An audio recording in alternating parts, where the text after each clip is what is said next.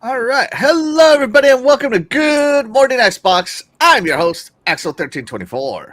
And I'm Cool Cat Terry. And I'm Fastback 6768. And Fastback, I see you got a little toy over there that looks a lot like mine. No, according to Shaddai, that's just a Xbox Switch 2 handheld, something like that. Nope. Guy doesn't know what he's talking about. This is the ROG Xbox Ally. And Yes. to me, it is an Xbox. Thank you. Thank you. Thank you for coming to my TED Talk. Yeah. Anyways, seeing as you're already there, what games have you been playing this week? So, been playing a lot of Ball Pit. Lots and lots of Ball Pit. I got quite. Ball Cross Pit. It's so. I'm sticking with Ball Pit. It just makes more sense. I have quite a few characters unlocked, and I think I'm 4 levels. Man, Uh, you've gone like So I've fire. been building quite a bit. Yeah, I've been leveling up. So I played a lot of it on the handheld ROG Xbox, Mhm. and then also on the TV. So I kind of gone back and forth. Mhm. As you saw my post the other day, I've been wanting Pacific Drive for a long time since it came out. It came out on Yes. PS5 first, and then PC. Uh-huh. I don't have a PS5, and I couldn't play it on my PC currently because it doesn't have enough juice to do it. So now that I figured, okay, now Get that I outta got my here. ROG Ally, Xbox Ally, I could get on Steam and download it. So I went and got it. I got it for sale for $14, and it's been a lot. Download it on my ROG, Mhm. and then the other day, I go on and look at Game Pass. I always try to go to Game Pass at least every Friday or so, see what's there, and download. And then Mhm. there's Pacific Drive. I'm like, come on, man. So I don't remember seeing anything that it was coming to Game Pass. I don't know if it was like a Right. shadow drop or something. It shadow dropped, yeah. Yeah. So that's why I tweeted out to Xbox Game Pass, said, hey, I thought we were friends. So I played. I started it on the ROG the other day. Yeah. I didn't play much of it, and then I think I went to go do some hair. Anyways, and then I played a lot of it this morning on my Series X. I don't think it's cross progression between Steam and Xbox because I didn't see. Boo. So I still gotta. I'm gonna load it up on my ROG to see if it shows any of my progression from what I played on the Xbox. We'll see there. I played. I played a little bit of Ninja Gaiden 4 this morning. So I did the cloud. I didn't download it because those games are not really my jam. So I said, you know what? Let me just, instead of downloading, let me cloud it, and played smooth. I mean, I did the first set where you're on the train. Just the very first Yeah. part of it. And it's cool. I mean, the combat and all that. It does walk you through it. As you're going through there. It's not bad. It's still not my jam. I mean, but I think it's a good looking game. Give you a little bit of brief history of the Gaiden and Ryu deal about the dragon. Yes. So that was cool. I might try it again, and maybe later on or so when I get in the mood. I let's see what I went tried did quite a bit gaming. I played a lot on the ROG, so uh, I I did Keeper a little bit. I downloaded, and I didn't like it. It was called Bounty. It's kind of like a mech assault Bounty Star. Bounty Star? Yeah, it's on Game Pass. I Never heard of downloaded it. that. I played a little bit of it, and I did not like it. I just didn't like the controls and stuff like that. I don't know. Just didn't wasn't registering with me, so I uninstalled it. So, Yeah. but that's been about it. I did forget that I did the last week. I did play on the Switch 2 I got the sports, Nintendo Sports or Wii Sports or whatever it was Oh, called. Wii Sports 2 or whatever. Yeah. Yeah, and played some volleyball and bowling with my daughter. Cool. She kicked my butt in volleyball, so as she should. As she should. Yeah. Oh, well, considering that's what she does, right? Yeah. Right on. By the way, chat, let us know what you've been playing. We love to hear what you have to say. Terry, what have you been playing this week? So I messed around with Keeper for a little bit, just a little bit. So I got started on that. I solved a couple puzzles, and I didn't get too far because then I had a customer stop in. But it's I got a little bit of gaming in. I don't get to do that much, so I got a little bit in. I got kind of hung up on it though early in because there was the one part early in the game where you're walking and then you get to like this kind of like viewpoint, and then I didn't know where I had to go. Took me a while to figure out I had a backtrack to go into the river. So I kept looking around everywhere. I'm like, where do I go? Yeah, I didn't think you could walk in the water at that time. Yeah, I got stuck there. But otherwise, after I got past that point, it's been pretty, straightforward. It's just, that very, very beginning spot. They didn't make it very obvious where to travel. So I got kind of hung up there for a while. Right on. So I'm trying to force myself to play through Metaphor Refantasio. I have like 80-something hours into that game, and I'm like, when will it end? I just want it to end already. It'll never end. So I'm trying to force myself to finish it, but I don't want to. I played a little bit of RoboCop. I played a little bit of Ninja Gaiden 4. But the game that has me literally by the cojones right now is Ballcross Pit. Yep. It's got me by the balls. Me too. Literally. It's so addicted. It's so good. Like, I play it every day at lunchtime at work. And at work, lunch is only long enough to play one game, which is fine. That's what I love about it. It's like 20-minute sessions, right? How'd you do that, sir? How did you play that at work? I played on this little thing on my Xbox right here. Ka-chow! On this ROG Ally. ROG Xbox Ally, yeah. And, I love that it's included with Game Pass. I'm thinking about buying it, but then I also saw that it's available on my Switch. And I'm trying to find out if it's cross progression through consoles, because I do like simpler games on my Switch, and it's easier to hide my Switch than my ROG Ally at work. Yeah, true. Yeah. So we'll see. Now, of course, like I said, I only play during lunch. I never play during work hours. None of that. And lunchtime is my own time, but it's not like I leave the building. I'm like sitting there on my desk playing, right? Yeah, that game has me. Of course, Helldivers got me as well as always. And so, yeah, I'm totally into it. That's what I've been playing. But yeah, I found out while I was playing with my balls that you can make a nuclear blast out of them. Oh my god.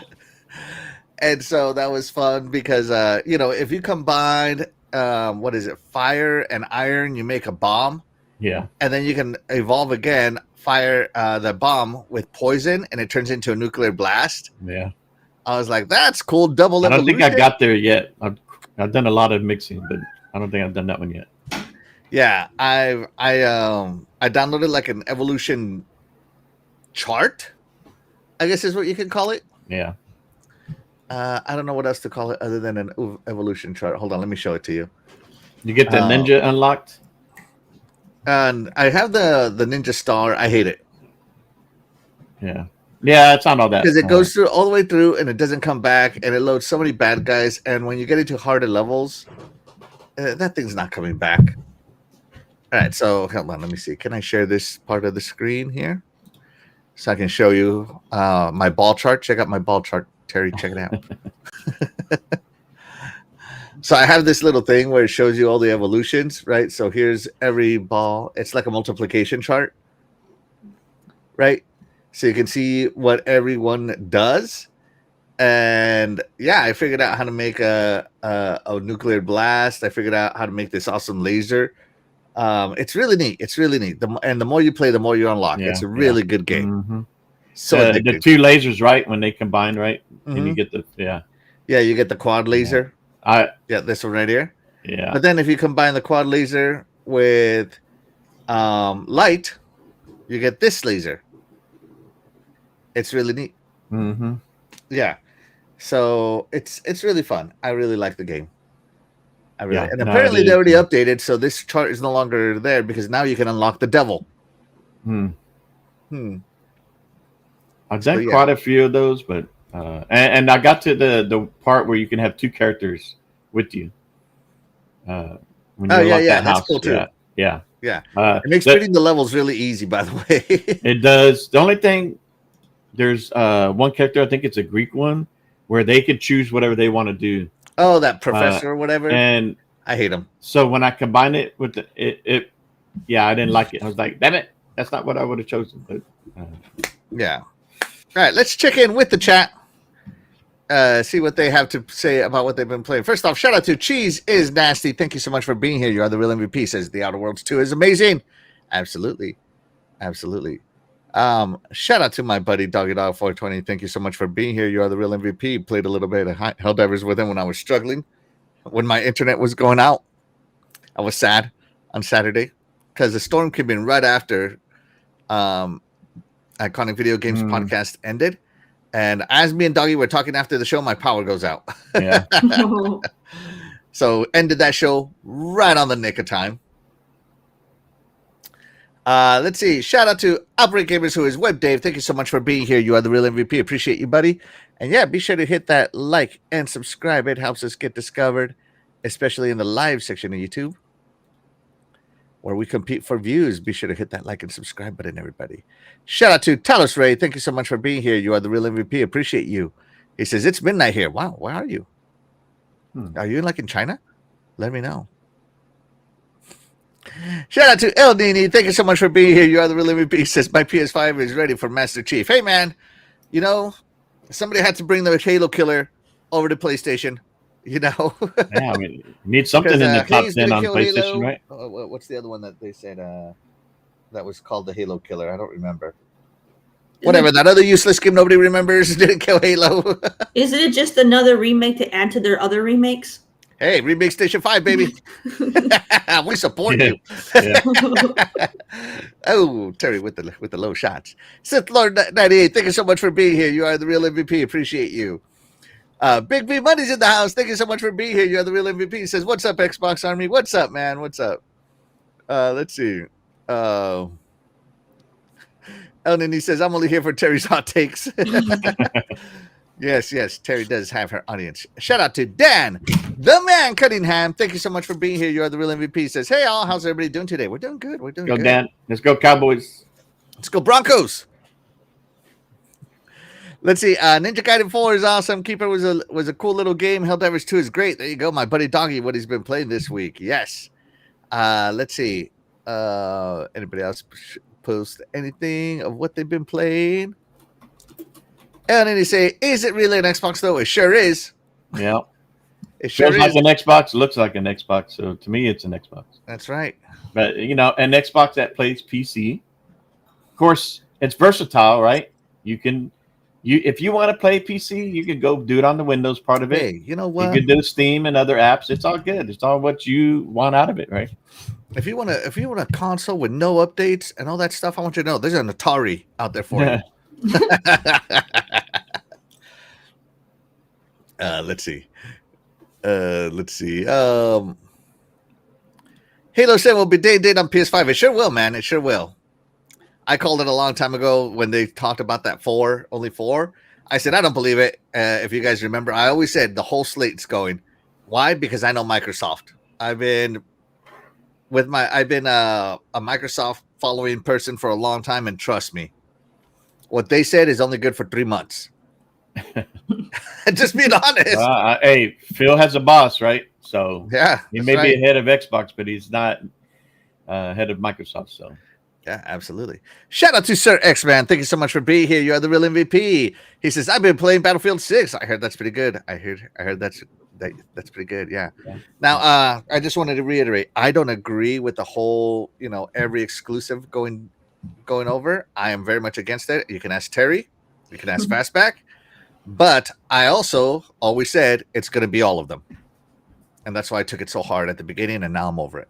He's over it. He shed enough tears. I've shed enough tears. Have you checked on Axel? He's gone through all the stages: denial and I'm in the acceptance stage. anger. Yeah, I'm in the acceptance stage. Yes, absolutely. Shout out to Back from the Dead. Thank you so much for being here. You're the Living Pieces. Good morning, everyone. Happy to find out this morning I got an A on my first university course taken towards a bachelor's degree. Hey, man, that Congrats, first A sir. is always good. Congrats. Yeah. Now, is it a curve A or is it a real A? I'm just asking. I'm just asking because I went to the university too. All right. So I'm not going to post this up because technically I'm using software to get around stuff. But so I'm not going to show you guys what I'm doing. Okay. But the Xbox Developer Kit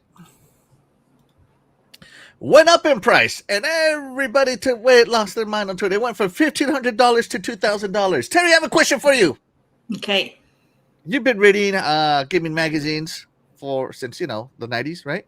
No. Okay. No? Yeah. Okay, never mind. Fastback, I got a question for you. I paged through a couple, but yeah, no. You've been reading gaming media magazines since the 90s, right? I did more so back in the 90s, but not so more now. Yeah, yeah, but we've been watching a lot.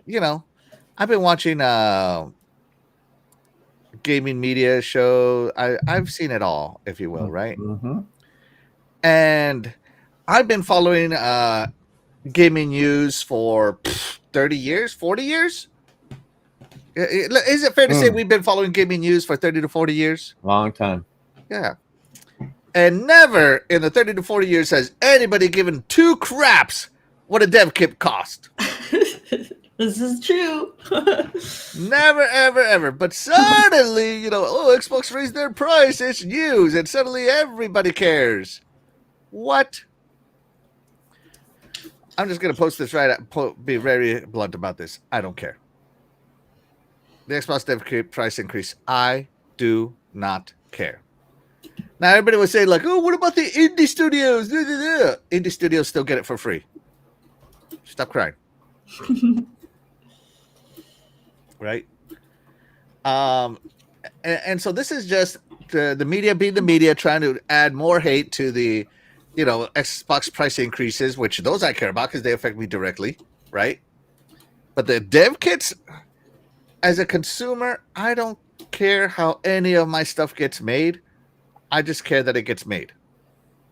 I don't care how much it costs. Like, hey, you want to know what? The price of where my industry went up, and everybody writing articles about that and blaming the Xbox for it. Terry, the price of a steak went up. That damn Series S. It's so stupid. I don't know. I got nothing else to say other than it's dumb. Anybody? It's dumb.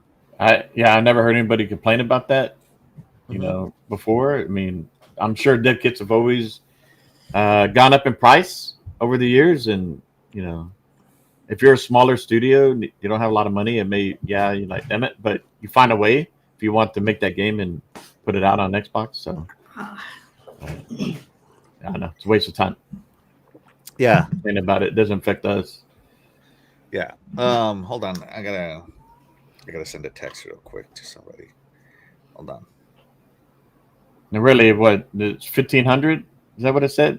Like, yeah, for $1,500 to $2,000. Oh my God, a big third-party publisher making hundreds of millions. Yeah. Oh. Make a good game, you make that back. Oh, it hurts. It hurts me right in the I don't care. You probably write it off. Right in the I don't care. And you probably write it off as a tax write-off too. So yeah. Whatever. Oh my gosh. All right, so that's the first bit of I don't care news. All right, here's something that people want me to care about, but again, I also still don't care. Like everybody has stuff they care about, right? Of course. All right, so Xbox has been asked to hit 30% profit margins. And a lot of people are saying, oh, this is why they've had all those layoffs and stuff and whatnot, right? And I never really cared about profit margins from a corporation, especially Microsoft, because if Microsoft wants to bury a division, they will, regardless of their profit margin. They could be making 30% and be like, all right, that's it. We're good. We're out. Right? So to me, that just more I don't care news. So Microsoft Corp is asking its Xbox gaming division to produce profit margins that are well above the industry average, ratcheting up pressure on its video game makers during a difficult time for the field at large. So they need 30% as an Xbox division, right? And so here they are. Somebody did the math, right, on it, and they're saying that Xbox is making roughly 17% profit. Some of their best years was 21% profit, and they're being asked to hit 30% profit, right? So, just I don't know. Could this lead to more expensive games? Probably. Is this partly to blame for the Xbox price, Game Pass price going from Ultimate anyway, from $20 to $30? Probably. There's got to be some connection. Me personally,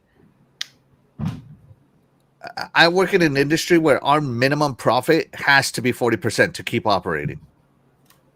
Has to be. Right? And so how anybody stays in business at 17% profit, I have no idea.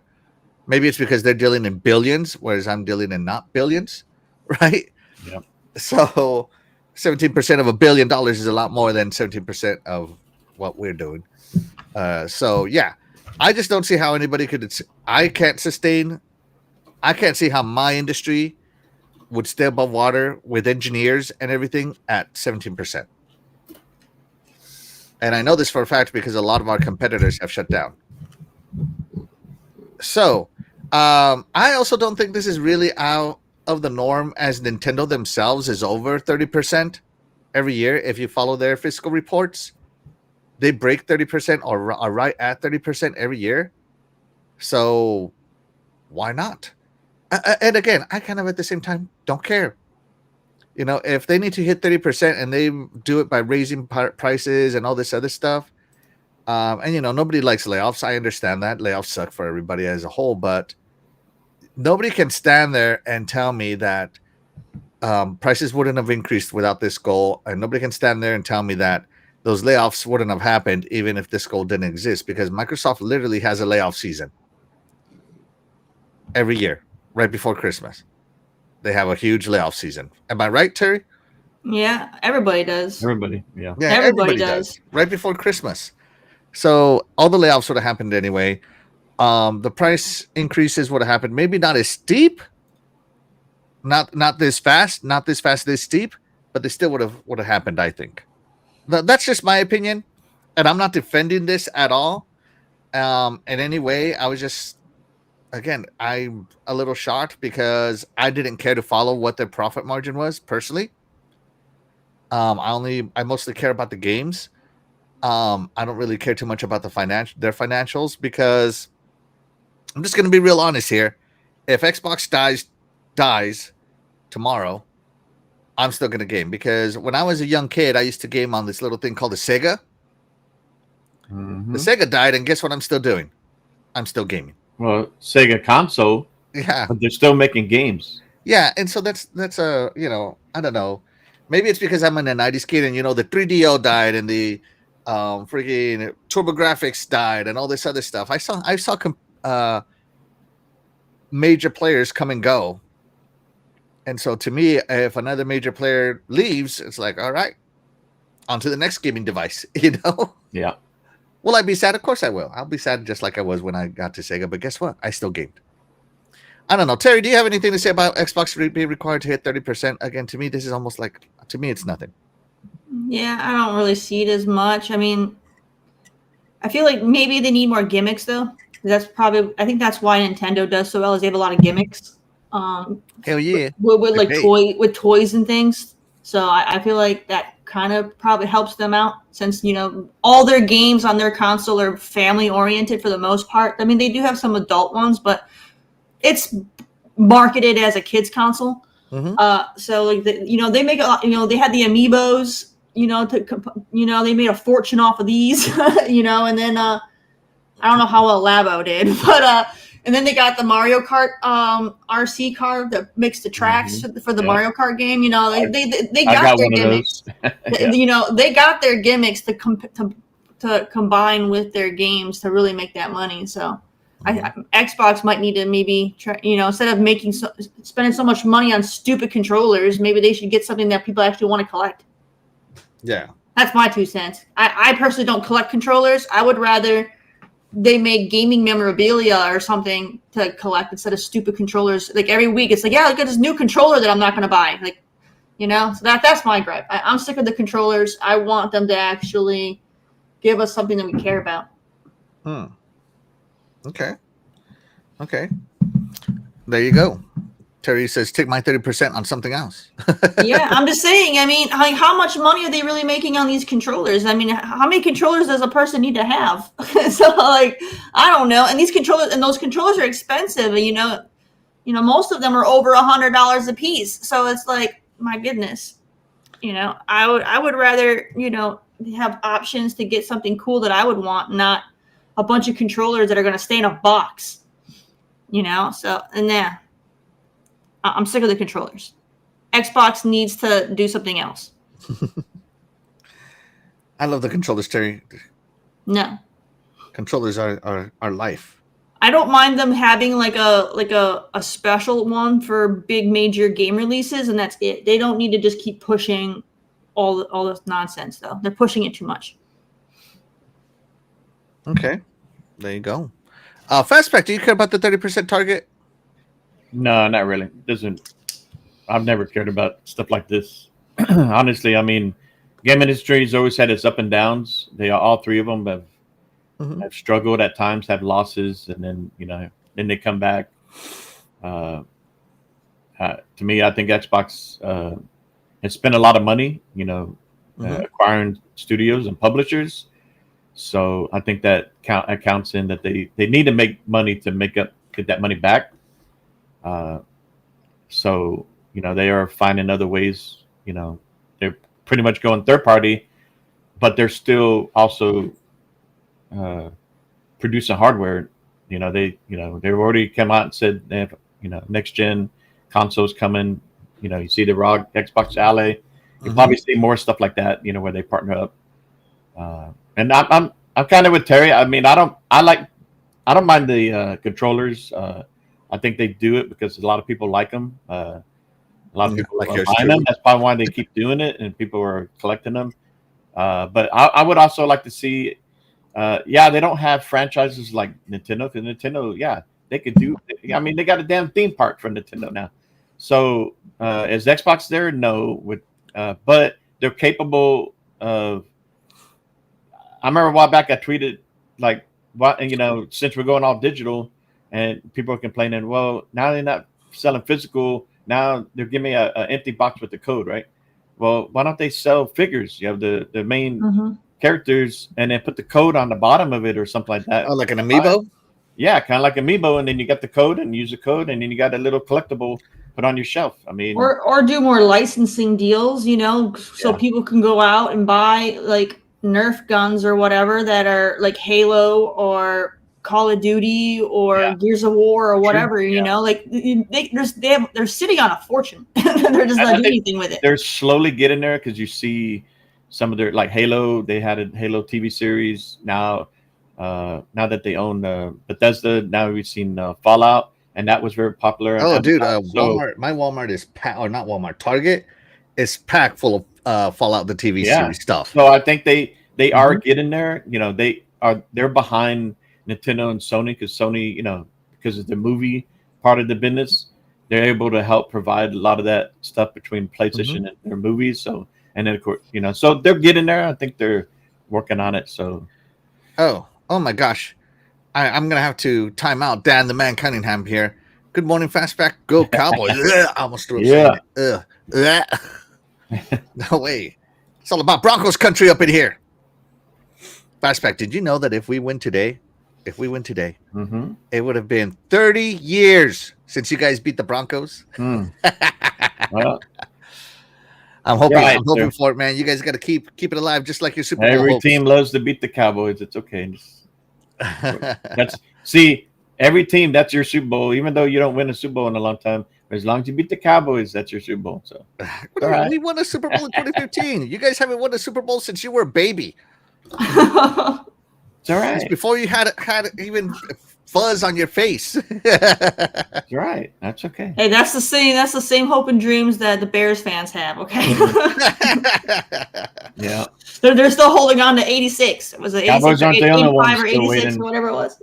That's all they're holding on to. It should be a good game though. Like the Cowboys' offense is really good. It's gonna be the best offense we faced so far. Might so be a high scoring game. I don't know. I don't know about that, but it should be a good game. I am nervous. It's not like a guaranteed thing. Nothing You ever should be is. nervous. Right? Let's see. Sir X-Man says, you notice how Xbox started losing profits when they started putting a lot of their signature titles on other consoles, or is it just me? So you're talking about what? So the Series X launched in 2020, 2021. So of course profits up because new console. 2021 down. I mean, that's when COVID And hit it's just too. been down every year. So The whole industry dropped right after 2020 because of COVID. yeah. I mean, And then they had the microchip shortage during those years. I would say that's more of a what do you call something that's not directly related? God, I had the word for it a while ago. A correlation? Yeah. Correlation, yeah. That's more of a correlation than anything really to me. And I say this as a guy that does big data for a living. I don't think that's really it. Yeah. I'd have to see bigger markets. Let's see. These are targets directly from Amy Hood. Not good if they don't hit that 30%. Like I said, the only thing really that can kill Xbox is Microsoft, because they can just keep throwing money at it. But if they don't see it making profit, then Microsoft will kill Xbox. Just being honest. Yeah, they can. And they're gonna do whatever they need to do to either make that profit or get out of it. We'll see what happens. Oh, El Nini says, I'd rather be an Xbox diehard than a Cowboys fan. No hate in there. There you go. Damn. There you go. Easy, So, yeah, people. It's too early for that stuff. Drink some coffee. Chill. I mean, Xbox does have more wins. Oh, Xbox does have more wins than the Cowboys. Dang. I mean, she got you good. when putting your signature titles on other platforms, let's say your older signature titles, right? How much money are you making on them if on your own platform? If people are not really buying them, but if you go put them on another platform and they get in the top 10 in their store deal, you're making 70% on something that you wouldn't be if you didn't put it there. So I guess, Yeah, and I mean, Satya himself said he hates exclusives, and he's the big boss. He's the big boss. So until we get He's a the big new boss, so someone else in there that just thinks otherwise, that's just the way it is. that's what it's going to be. Yeah, that's right. but like you said, I have a lot of opinions of where I work, but guess how much they're worth? Yeah, nothing. We the company I work for, we went on the market last year, so we've had a full year on the public. So I mean, yeah, I know how you got to make money. You can't just I can't sit there and talk smack about my bosses, pushing for this and that. They have demands. They want to meet schedule. There's a reason why. And same thing that goes here. And like you said, if Microsoft decides to do away with Xbox, okay, I will find another way to game. Like I've been gaming since Pong days. Atari went away. Then I got Nintendo. And then when I grew up, I was like, okay, what else can I play besides? And television went away. How many consoles have come and gone? That TurboGrafx, Jaguar. I mean, hey, you know Sega. What? Get you that Ouya. Yeah, Ouya. I mean, come on, people. You guys more things to complain about in life than to worry about how game company is, profiting or 30% margin increase. My goodness.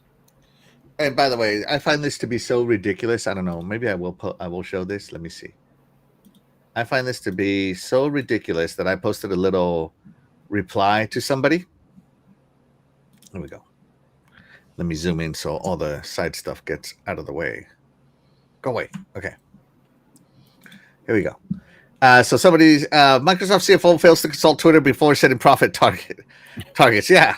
Analysts with anime avatars predict imminent collapse of Xbox Windows and Western civilization. Right? Right?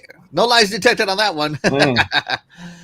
And I posted on, she really set profit targets without asking me. I've managed galactic trade routes, survived 6 economic collapses in civilization, and once negotiated peace with space bugs using emojis. I am the blueprint. Ignore me is how you get audited by space lizards. Because that's how ridiculous all this talk is about. Yeah. You know, last I checked, nobody with anime avatars on Twitter has ever run $1 trillion company, much less a $4 trillion company. I mean, if they're sitting in the same meetings that Amy Hood is, and I guess they know everything, right?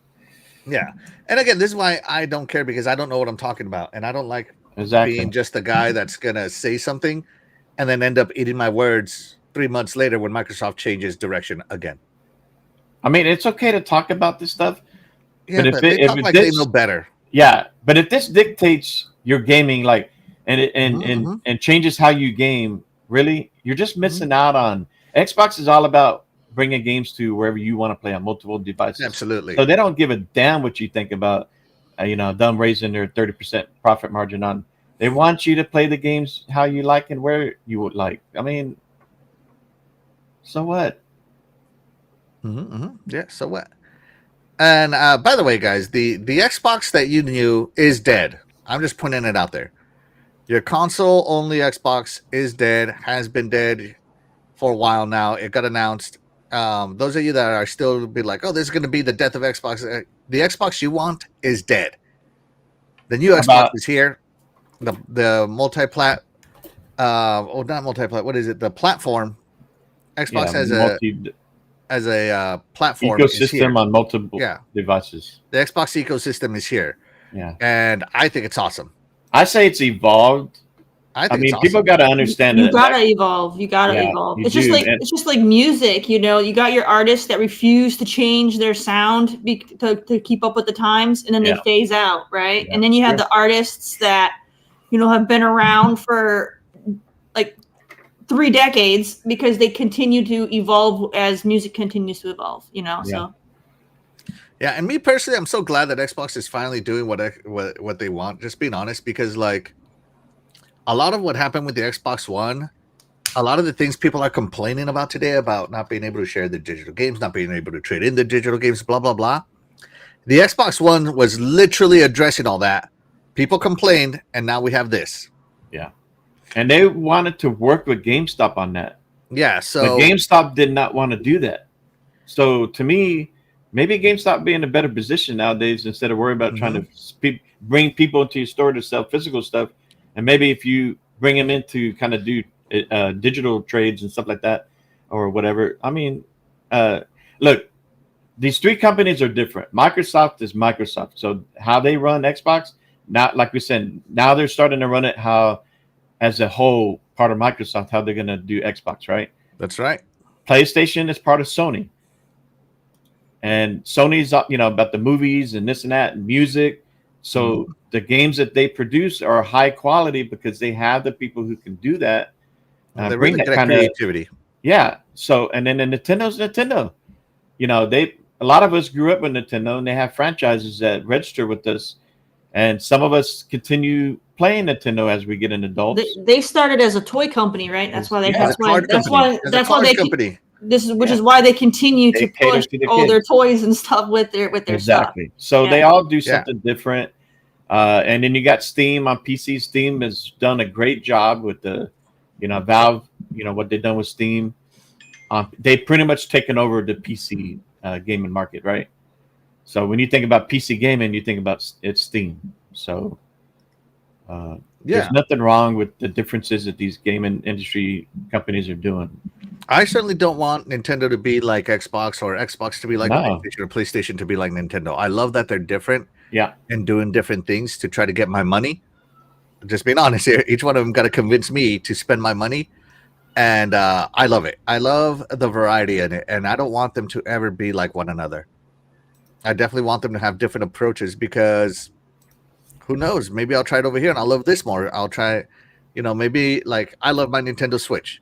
Now that I have this Xbox Ally, I turned on my Nintendo Switch only once this week because this is what I've always wanted. So maybe I won't buy the next Nintendo or whatever, right? Like things change. Like for a while there, I was a huge PC only gamer, even though I had already played Xbox. So my gaming tastes change with whatever's happening. Yeah, exactly. Yeah. Because I play where the games are. And now Xbox games are everywhere. So I guess it doesn't matter where I game.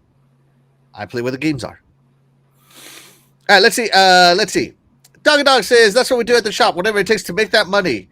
We do it for 3 reasons: money, and the money. Absolutely.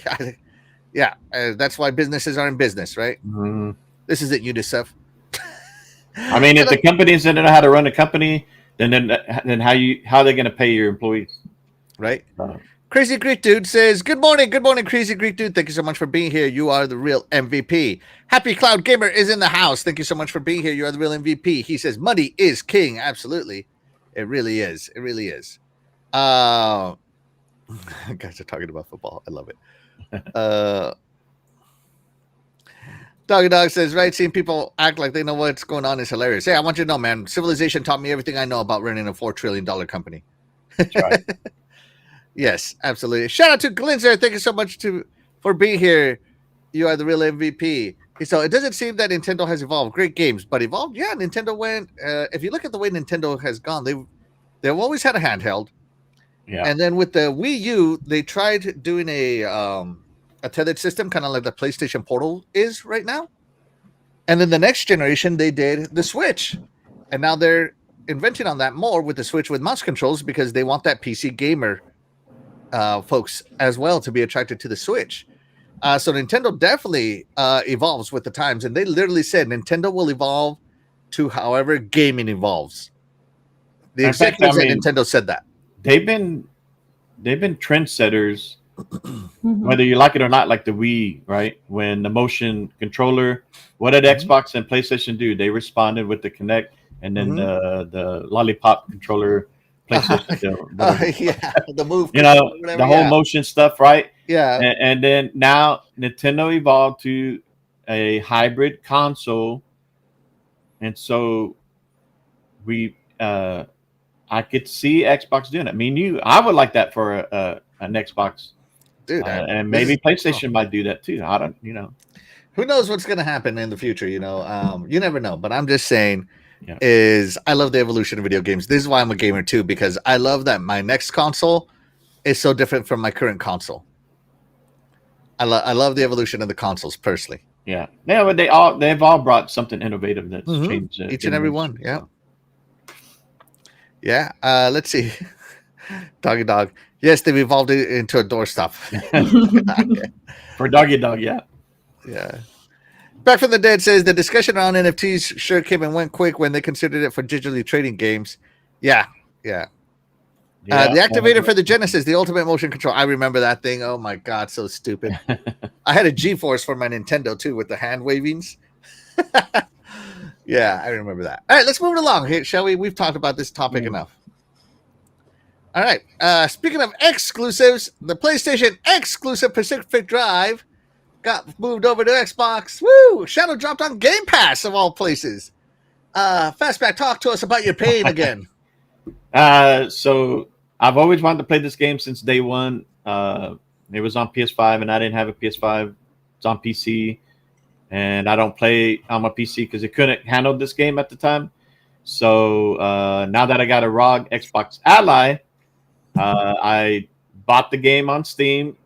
And for 14 something, so I'm like, all right. So I booted up a little bit, played a little bit, and then yesterday morning, always every Friday I always jump in Game Pass, see what's up that I can download, and then boom, I see Pacific Drive. I'm like, what? And I don't remember seeing anything anywhere that said Pacific Drive is coming to Xbox. It was a shadow drop. Shadow drop, baby. Shadow drop. So I don't know. I want to be petty and go get my money back from Steam because it wasn't much, but I want to be able to do progression. So if I can't have my progression playing through the Steam app, then I'm probably just going to go download it on the Game Pass on the ROG Ally, so I can be able to go back and forth. So everybody point that fast back, tilt your head back and laugh. No, I'm just kidding, man. it happens. I'm just kidding. No, it happens all the time too. Pay. If you can wait a day, make sure do some research and see if a game is going to jump on Game Pass before you buy it anywhere else. So you never know. This was a surprise shadow drop. So Pacific Drive, right? They announced it, right? Buckle up, Xbox Pacific Drive launches today with Game Pass. So Pacific Drive is now available on Xbox Series X and S and Xbox on PC with the base game included in Game Pass Ultimate, Game Pass Premium, and PC Game Pass. So no core, guys, right? The new Whisper in the Woods expansion launches alongside the Xbox release and explore eerie forests, uncover strange anomalies, and survive the zone in your trusty station wagon. It is a strange game. It definitely is interesting. I love games where I can craft and explore. It's a survival game for sure. Yeah, so this is definitely up my alley. Now you see the price there. It's $23.99 on Steam Game is Pass. way cheaper. Right? Steam is cheaper. So if you want to buy it, I recommend to go buy it on Steam if you can. Or wait for a sale. Yeah, I don't know how long that'll take before it gets to, I think no matter what, it will always be cheaper on Steam. That's what Steam does, right? So, no, I found sometimes Xbox matches it every now and again. So maybe, yeah. I'm not saying that 100% of the time, but every now and again, right? Yeah, but if you want to play now and you're Game Pass now, or if you're PC, you could play it on PC and Steam. Let me see. Is this game worth my time? Because I don't do very many roguelikes. Yeah. Although, Ball Cross Pit is a roguelike and it's got me. So Pacific Drive got an 80 out of 100 on OpenCritic. Terry, Pacific Drive, are you going to be playing this PlayStation X exclusive? I don't know. It's not really my kind of game. Probably not. But you don't want to repair, craft and repair the car, and this is all about the car. I got mechanic sim for that. Yeah, this is more of a fun, but it is kind of cool. It's interesting. It's like that scene right there. That's your. Is it only single player? Yeah. Then I'm not interested. Yeah. Do this by yourself, just like you repair your car by yourself. But I hate repairing my car by myself. I need a car buddy. That stuff gets exhausting. The tool that he's using right there is a scrapper. So you tear down parts and into pieces, and then you get the plastic and different types of material you want out of it. Harvest it, huh? Yeah. So if you want to, and then you use you pick up all these material to improve your vehicle, to repair it. You carry boxes in your car to load material that you find.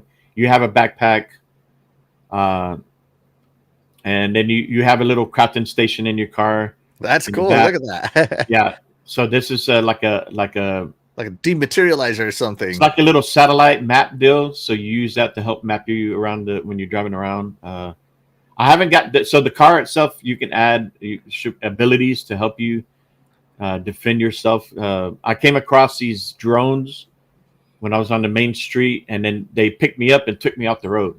So I think it does cause some damage. You will get damage on your wheels and body parts.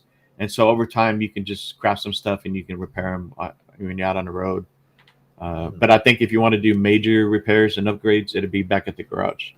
So it's pretty neat. There is some, as far as an interaction dialogue, there's 3 characters that come on the radio, and they're helping you out while you're in the whole quarantine zone to help you get to a point where you can get out of there. So Cortana, add this to play later.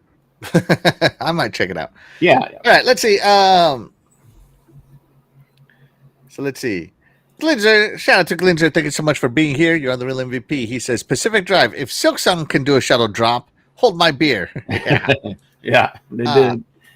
Ray Chill Reichi says, I recommend this game, really good, but why play this when Ninja Gaiden just released? Right. It depends on which ones Dog you is get. in crafting. That's right, Doggy. You can craft unlimited doorstops. Doggy can do the Ninja Gaiden. I'll do the Pacific driving. Yeah. Yeah. I would rather play this than Ninja Gaiden. I'm not a Ninja Gaiden person. So there you go, guys. Just announcing that Pacific Drive is no longer exclusive. It's a exclusive, as I like to call it. Does that mean PlayStation is not a PlayStation anymore? Oh man, they're hey. When they have some of their, I mean, slowly but surely, their stuff. I blame the Series S for this Shadow Drop. I blame the Series S for Fastback having bought it on Steam first. That's how silly it is. All right, so let's move it along here. So Sarah Bond. Oh, hold on, it's not loading. Give me a second, guys. Here you go. Sarah Bond did an interview with Mashable talking about Xbox and the future. And she was talking about so we're the ROG Ally. How do I turn on the closed captions? There we go. The closed captions there. And so she was talking about it and how basically it is the beginning of the new direction, and you're seeing a little bit of the next Xbox here. So I really do think that Microsoft being a software company, they're going to figure out how to get your current console library to work on this PC, whether it be through emulator or through some software magic. Whichever way it's going to go, they're going to figure it out to get your whole library working, because Xbox cares for your library more than literally any other, definitely more than Nintendo does. Trust me. Okay. More than PlayStation does. And they're going to try to get all that going there. So I really think that this was a really good interview, because Sarah Bond was celebrating the launch of the Ally, and she was just talking about next console as well. And so this is the new direction of Xbox, guys, and girls, whether you like it or you hate it. If you hate it, hey, you know what? There's an Atari out there for you, you old man. You want physical only? There's an Atari out there for you. You want no updates? There's an Atari up there for you, But this is fulfilling the original intent of the Xbox. What was the first name of the Xbox? The DirectX box, to promote Windows gaming, right? Yeah. And now it's coming full circle. So this has always been the goal with Xbox, and people just gotta accept it. I mean, for some reason, people forgot their history, and they're like, "Oh, look at my Xbox. It looks a lot like every other console," when it was never intended to be that way. The only reason it got that way is because they stole the source code. And that's the only reason why. Mm-hmm. Yeah. The kernel, the Windows kernel. Yeah. Yeah. Yeah. It's interesting when what's the name? Seamus Blackley. Seamus Blackley. Yeah. Right? Yeah. The father of Xbox. Yeah. It's interesting when he talks about that, what they did. Yeah. But they didn't get fired, right? They allowed them to continue, and they started something pretty good. So, let me see what she talks about.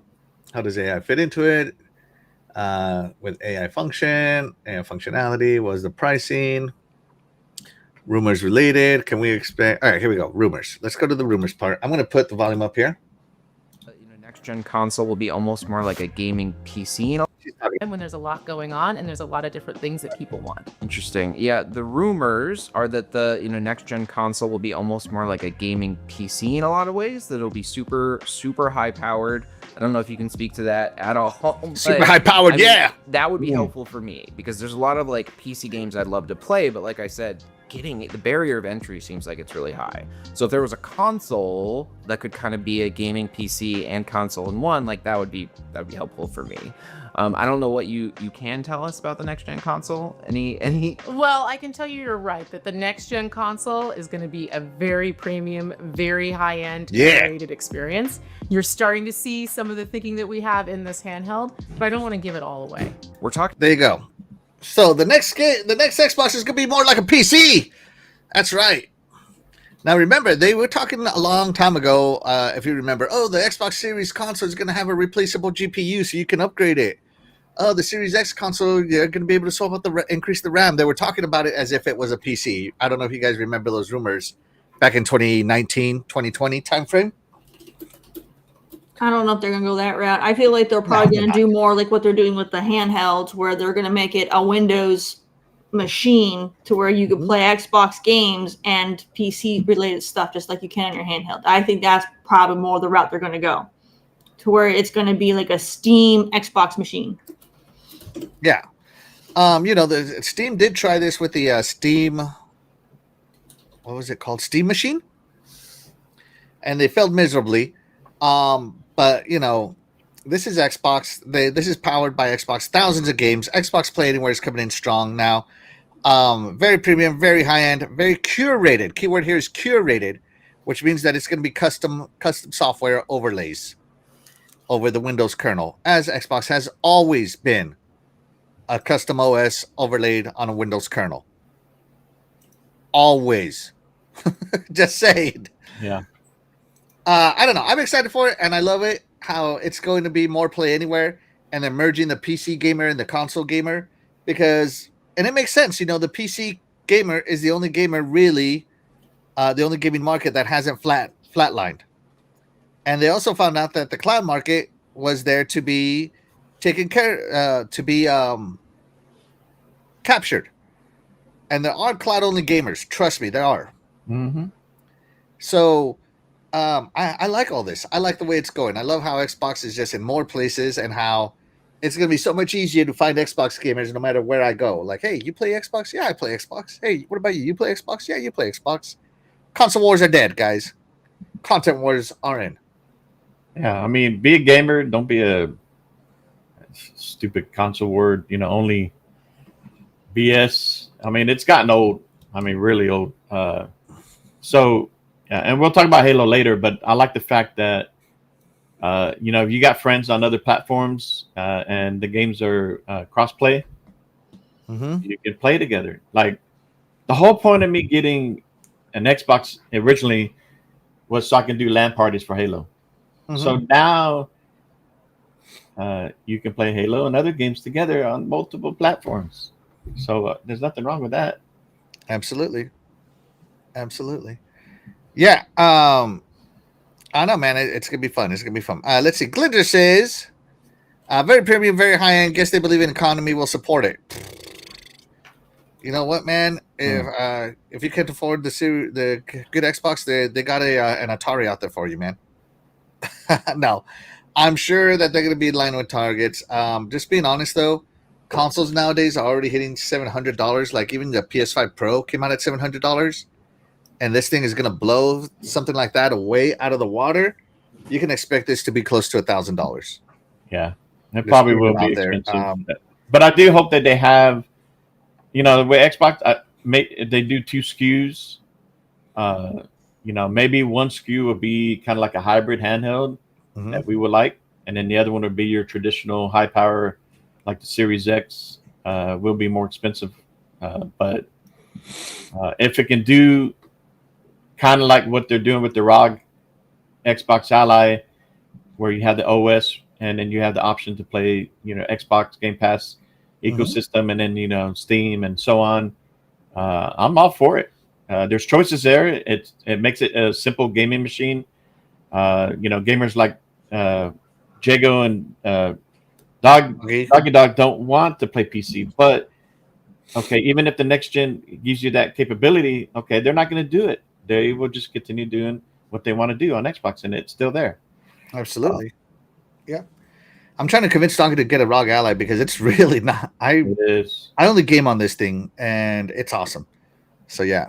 Let's see. Raichi says, security is important with consoles. Remember the PS4 destroyed the Xbox One performance because they made a last-minute change of using 8 gigabytes of GDDR5 over the original plan of 4 gigabytes. Yeah, I do remember that. They also were going to do the same digital game route that Xbox did, and then when they saw the pushback, they changed their mind. I remember that. Let's see. People use Xbox One to cloud stream Helldivers 2, and it works great. Didn't know they were doing it till So they told me, yeah, I played Helldivers on my ROG Ally because it's part of stream your own games. Love it. Thank you, Xbox. Yeah, I cloud game. Dollars.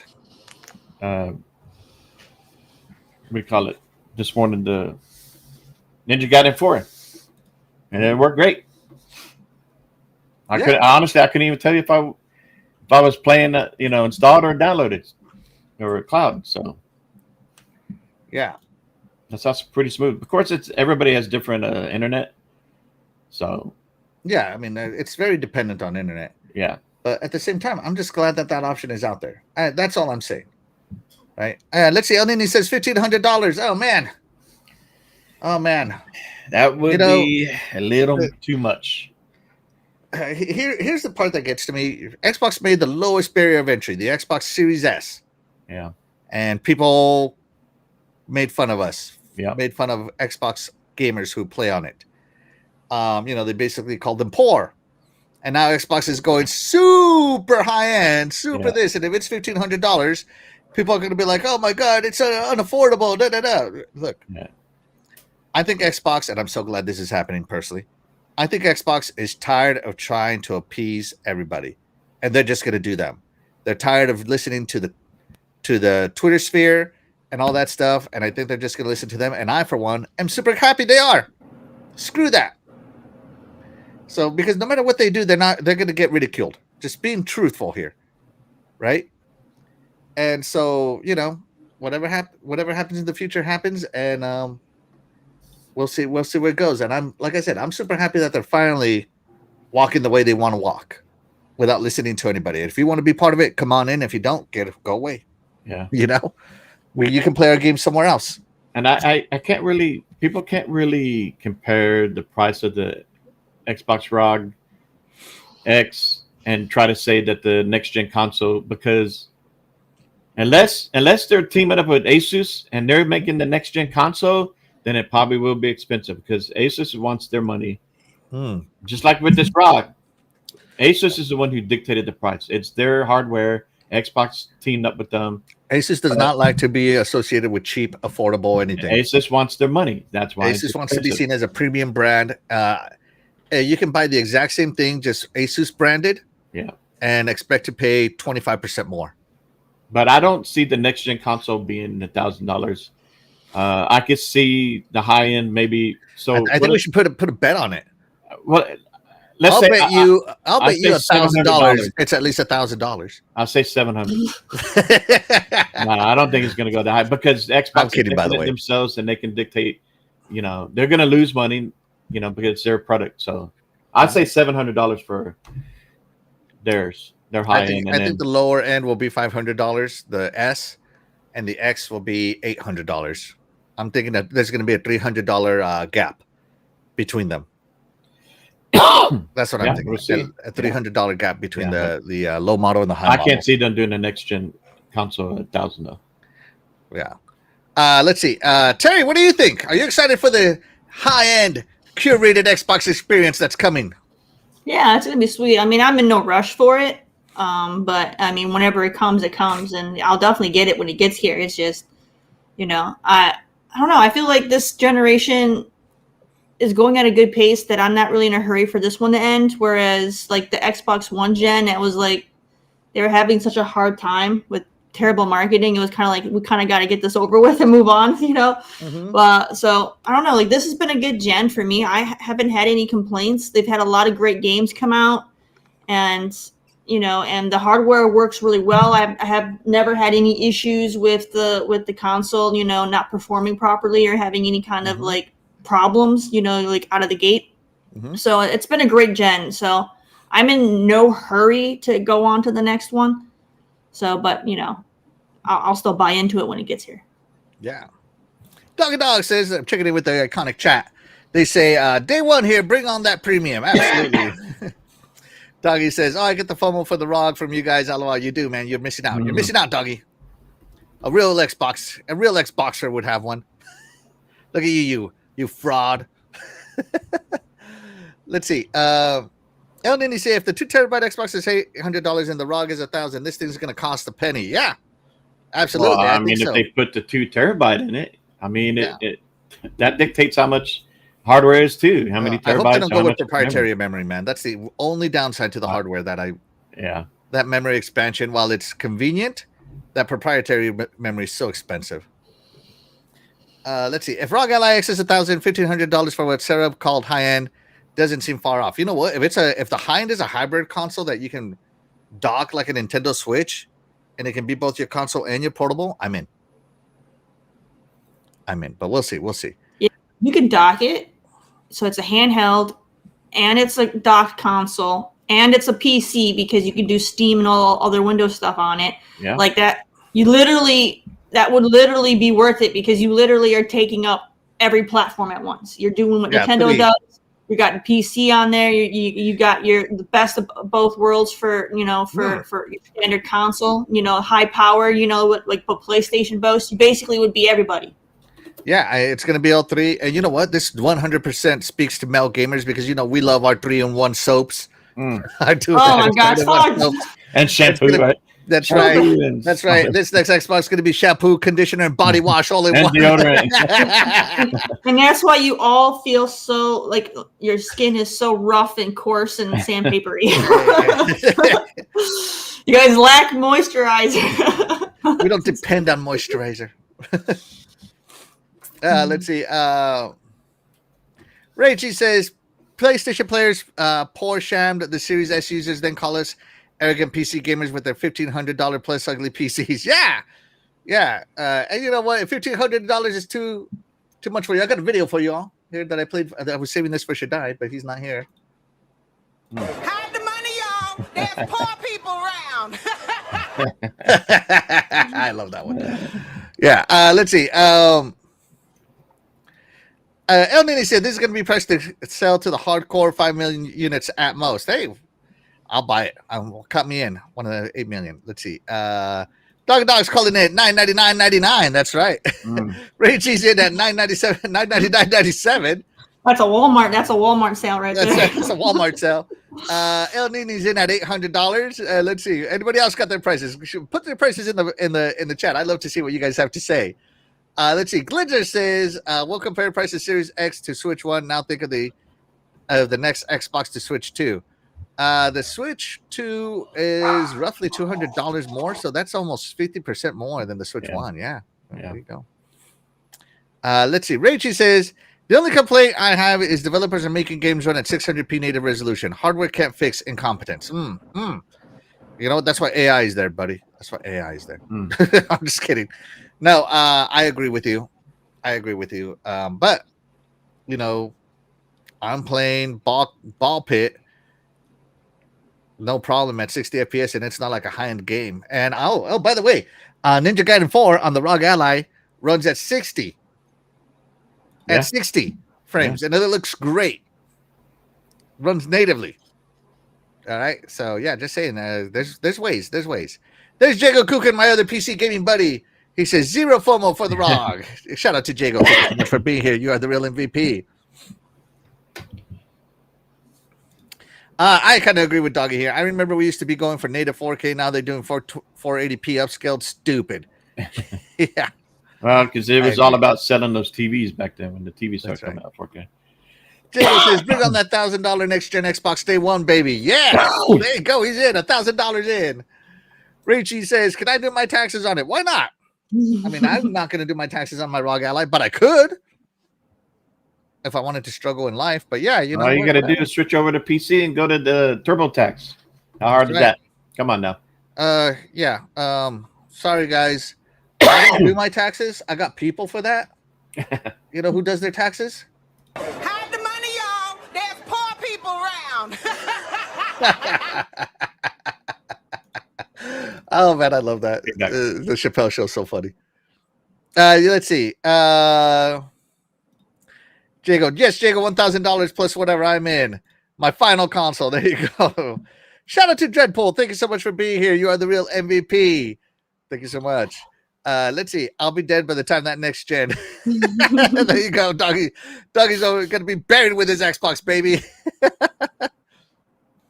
Doggy says, $1, Bob. $1.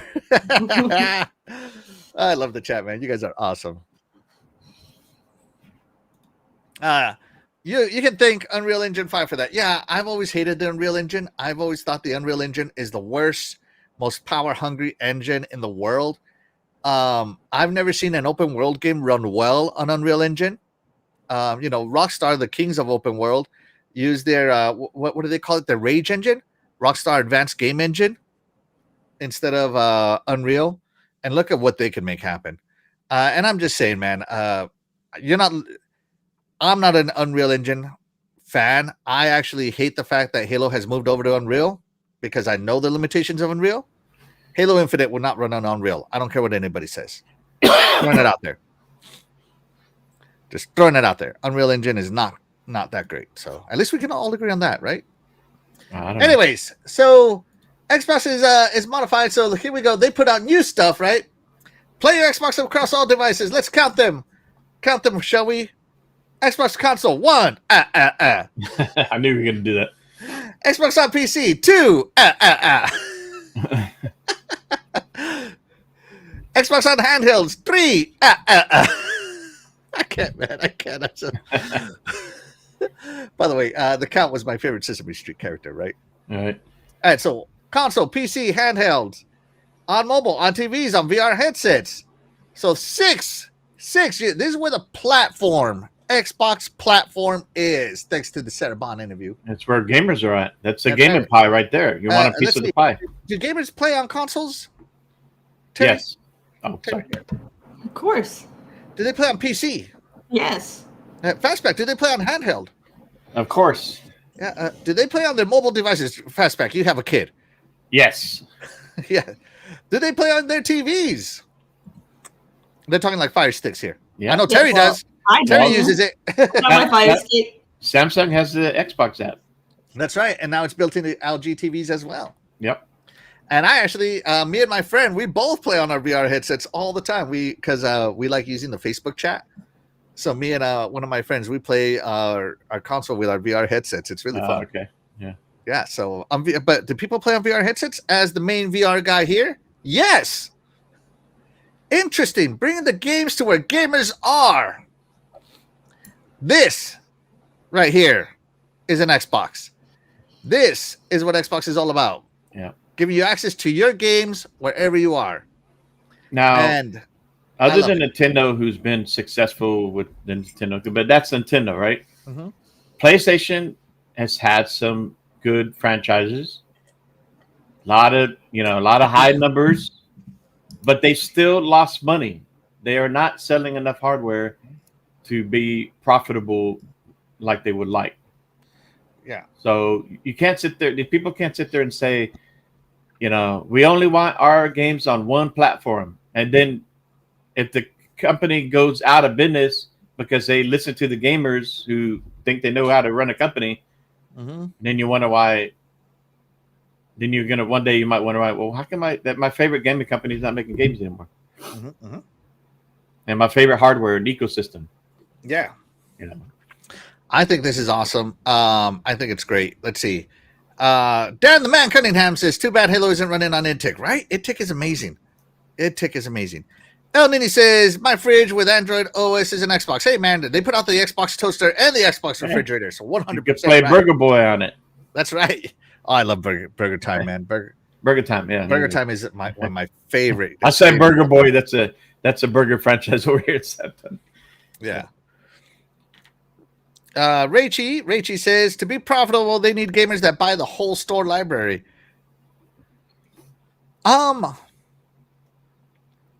Yes and no. I don't keep up with their profitability. I don't have access to the Excel sheets to see the breakdowns. But there's a reason why they're going for people here. They wouldn't do this if they didn't think they could make money. Yeah. Just throwing it out there, right? And they're on now with this, you're on multiple store fronts and along with the Game Pass subscribers, right? Yep. Doggy Dog's over here spitting facts. Burger Time is the GOAT. Old school game. Yeah, absolutely. So, they put out a new, this is an Xbox commercial because people are somehow confused that even though Xbox never said this, they think that, because Xbox said this is an Xbox, that means that my console is not going to be playable. And they literally and I've challenged people, find me where they say that. Find me the clip. Find me the quote. Find me the Xbox News, Xbox Wire article. Find me something where they say it, and they never do, and they never can because it doesn't exist. Nowhere. I bought this, and at no time did I think that this was going to play my Xbox console games or be an Xbox console, because it was never, ever, ever advertised to be like that. Fastback, I know you've been excited for this, and you kept up with the marketing for it. Yeah. Did you ever think this is going to be a Series X portable? The Asus Xbox Ally? I know. I know. A while back when there was rumor of them doing something like this. Rumor, yes. That we were excited.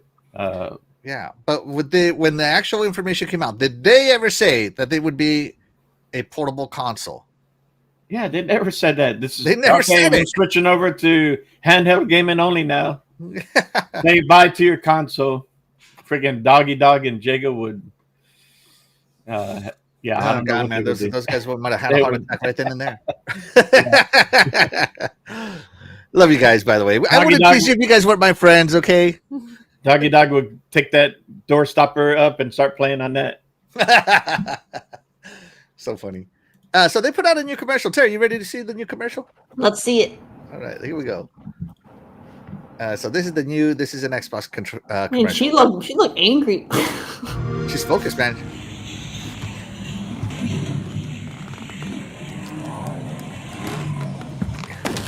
Oh, tripping over a cord. This is Doggy's house right there. That was a strong cord because I feel like the console would have came off the. And that's an OG Xbox right there, right? Yeah. And so if you remember, they had the little cord rippers because people would actually do that. I remember that. Oh no! Oh no! Oh, now she's wearing an outfit. That was dead. That's right. That was dead. Get with the times. Wait! What did he trip over that time? Wait. Something out there outside. Well, he's still tripping. Yeah. Oh man, this is everybody on Twitter right here that's like, oh, this is not an Xbox. This is an Xbox tripping on the floor.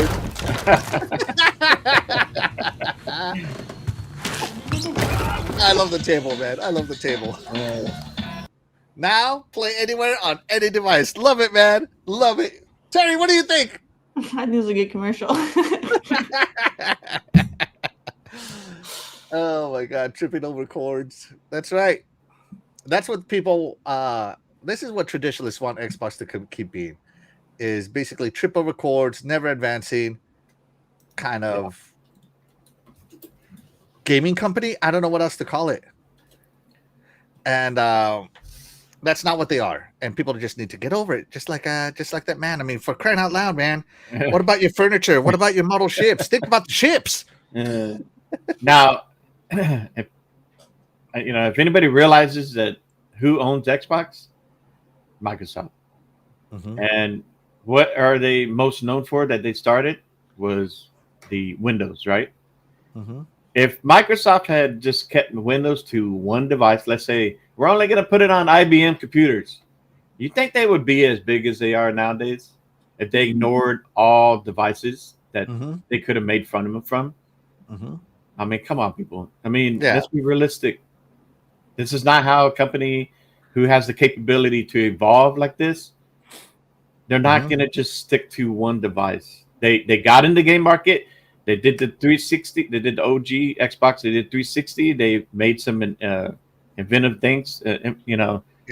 They have always evolved and to push the gaming industry to move along. And other than Nintendo is slower, but PlayStation has moved along with Xbox, even though they didn't want to when it came to the gaming profile stuff, the online stuff, the Game Pass type stuff, and PlayStation is going to follow this. They will. Absolutely, and I cannot wait, man. I would definitely buy a PlayStation. And, yeah. I want to see if maybe one day on my ROG Ally will have a PlayStation app. We can see the PS Plus. And you know what? There are games I want to play on PlayStation, so I'll probably go on there and maybe subscribe or buy some PlayStation games. They have a storefront, I could do that. So, you know, software out. The money comes from the software. Yes, the hardware, you need hardware, but if you keep it to one hardware, then you kind of limit yourself on how much software you can sell.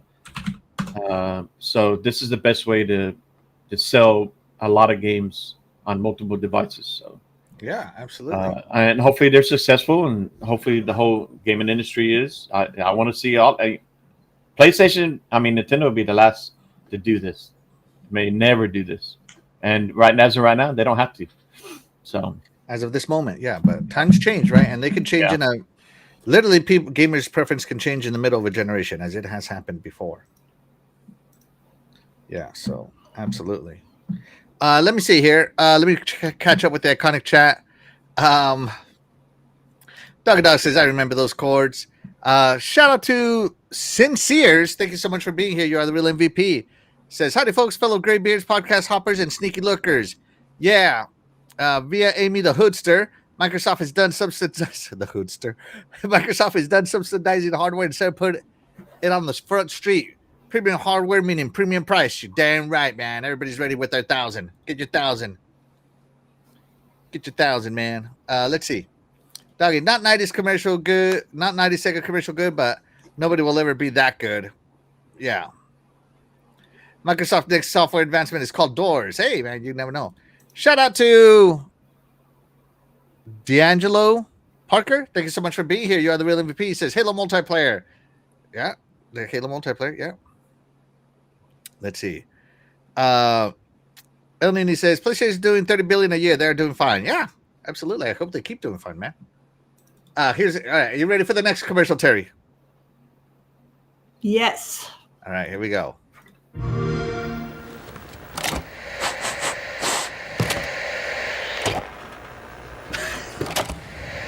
This is what people want. I remember those days. Yeah.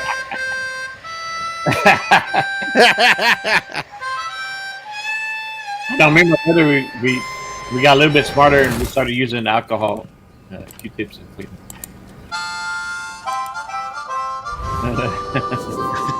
There you go.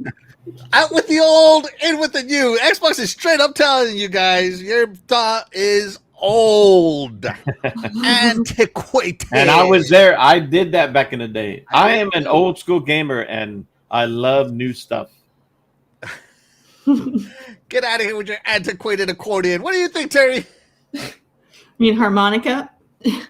Oh my god. Oh man, that's ridiculous. That's more of a jab to Nintendo than anything, but you know it's still fun. Yeah. All right, so yeah, basically, and I love it. I love this new direction that Xbox is taking. Right, basically they're done listening to you old folks. It's time to move on. Love it, love it. Doggy Dog wants you to flush your CDs in the toilet to get the scratches off it. They really should. They really should do a commercial where they doing the discs and then not doing the disc, because that's like the biggest, rift right now is the physical gamer right? versus the digital gamer. This is an Xbox, if you can't tell. Looks like an Xbox controller. That's right. That's right. It sure does. All right, let's move the show along, guys. I think we've beat this topic to death, right? Let's move it along. Along with Pacific Drive coming to Game Pass, another game came to Game Pass, Ninja Gaiden. What? Yeah. Ninja Gaiden came to Game Pass. Terry, are you excited for this one? No, I'm sorry, everybody. I'm not. I've never been a Ninja Gaiden fan. Oh, this person is not ninja enough. I'm not into it. You're telling me, Terry, that you've never snuck up on your husband or on your cats? I bet your cats are ninja enough. I mean, you got one that can work in the dark. Let's see. So they did this big old ad where they were playing Ninja Gaiden on the helicopter. I think that's super cool. That's actually pretty dope. We got the... Yeah. Dude. And this looks to be in England. So I think that's cool. I wish this would have happened in my city. I would have been recording it. I'm surprised nobody recorded any of this and posted it on like Twitter or whatever, right? Go ask Jerry Jones if we can play it on the screen. And Xbox will never be associated Master of the with Soaring Skies. Yeah. So there you go. Ninja Gaiden 4 advertising is in full effect, and they also had a nice launch trailer. Of course, I'm not playing the music because copyrights. You know how it goes, right? Mm-hmm. So I have played this game. I played through the tutorial. I played the first level on my ROG Ally because I wanted to see if it could handle it. And dang, is this game good! The combat is tight. It's got all the hard marks of Ninja Gaiden 1 and 2, where it's tight but difficult, punishing if you make a mistake, and you got to know your combos. And what I mean by combos is like you got to know when to dodge, when to end the combo, when to block. It is an involved game. It is the actions. It's definitely the Tecmo style game, with of course Tecmo babes. Love it. Thank you, Tecmo. Thank you. 10 out of 10 right there. 10 out of 10 on the babes. And of course, the ninja action is great. And the fact that Ryu Hayabusa is still in there and you get a new ninja is great. Now, remember, this is Platinum Games is the same studio that that was supposed to do Scalebound. But they also do one of my other favorite games, Bayonetta games. So, of course, I have faith in Platinum Games.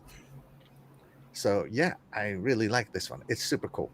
Fastback, you played it a little bit, right? Yeah, I did the first part also. Cloud on the Series X. So you did it on the cloud. Okay, so I did it on the cloud Ally. just to try it out because, like I said, these are not normally my jam. But I did enjoy it. It's cool combat. I like all the blood and gore, the dismemberments and stuff like that. And the chopping them up in pieces. Yeah, yes. And then I guess you got if you hold down left X. There's Kasumi. You got the blood part. There's different things. I was still trying to get the blocking and all that down, but I was just more hack and slash. But it's a cool game. It's a beautiful. I decided to be more of a dodger. Yeah, I was doing more of that. So, but it's a cool game. I probably will pick it up. Try to keep on going.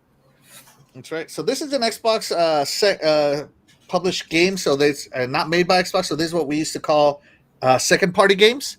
In other words, Xbox funded. Xbox put the money out and they published it. So we call these second party games. But of course, it's going everywhere. But of course, as the chat has told me time and time again, Game Pass is the exclusive they care about now.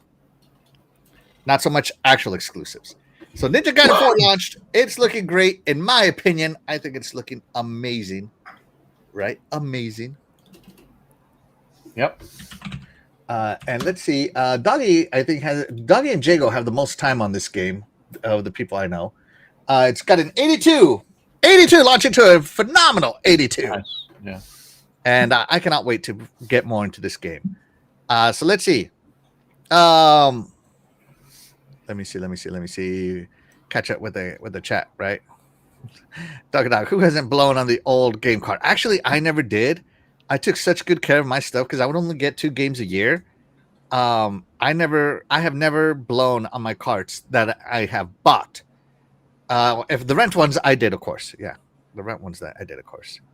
Let's see. Doggy says this game is freaking awesome. This game is bad, freaking awesome. Yeah. There you go. Let's see. They did play Gears of War on the big screen at AT&T Stadium one time. Is that why I don't like Gears of War now? No, I'm just kidding, man. I love Gears of War. I love it, man. I love it. Halo Warzone's coming. Oh, that'd be cool. That'd be cool, right? Let's see. El Nini says, I've always been a huge Koi Tecmo fan, still waiting on an Extreme Beach Volleyball sequel. They did do one like 2 years ago. Not a sequel. I don't think it was called Beach Volleyball. It was called something else. The Dead or Alive Babes games are still out there. Let's see. Shout out to Lady Gamer 1980. Thank you so much for being here. Hope you're doing well. Says, hey, I'm in bed not feeling well with a full cold and my body hurts. Plus, I feel like crap. And that happens when you get sick with a cold. Oh my gosh, yeah. Hopefully you get better, Lady Gamer. Shout out to being here. Let's see. I'll let Terry read this one. All right. It wouldn't be an awesome Ninja Gaiden game without hot women and the boogles. That's right. That's right. Doggy, the eyes are up here. Jago, the eyes are up here, right? Let's see. Doggy Dog says, "Oh, I didn't know they made another one. It wasn't called volleyball. It was called something else, but it was something. The Dead or Alive one. What was it called? Jesus, I forget what it's called. Let me see. Let me go to the wiki. Dead or Alive wiki. I don't know. Not the fandom. I want the wiki. All right, I want the let's see, Ninja Gaiden, Koei spin-offs. I think it's called a spin-off. All right, here we go. Hold on. Games. Here we go. Let's go to games. Spin-offs. Here we go. All right. I think it's called Dimensions or Extreme. Yeah, 2025. Okay. They did a Dead or Alive Extreme series called Venus Vacation Prism Dead or Alive Extreme. Yeah. That's what it's called. That's right. Venus Vacation is what it's called. And it released in 2025.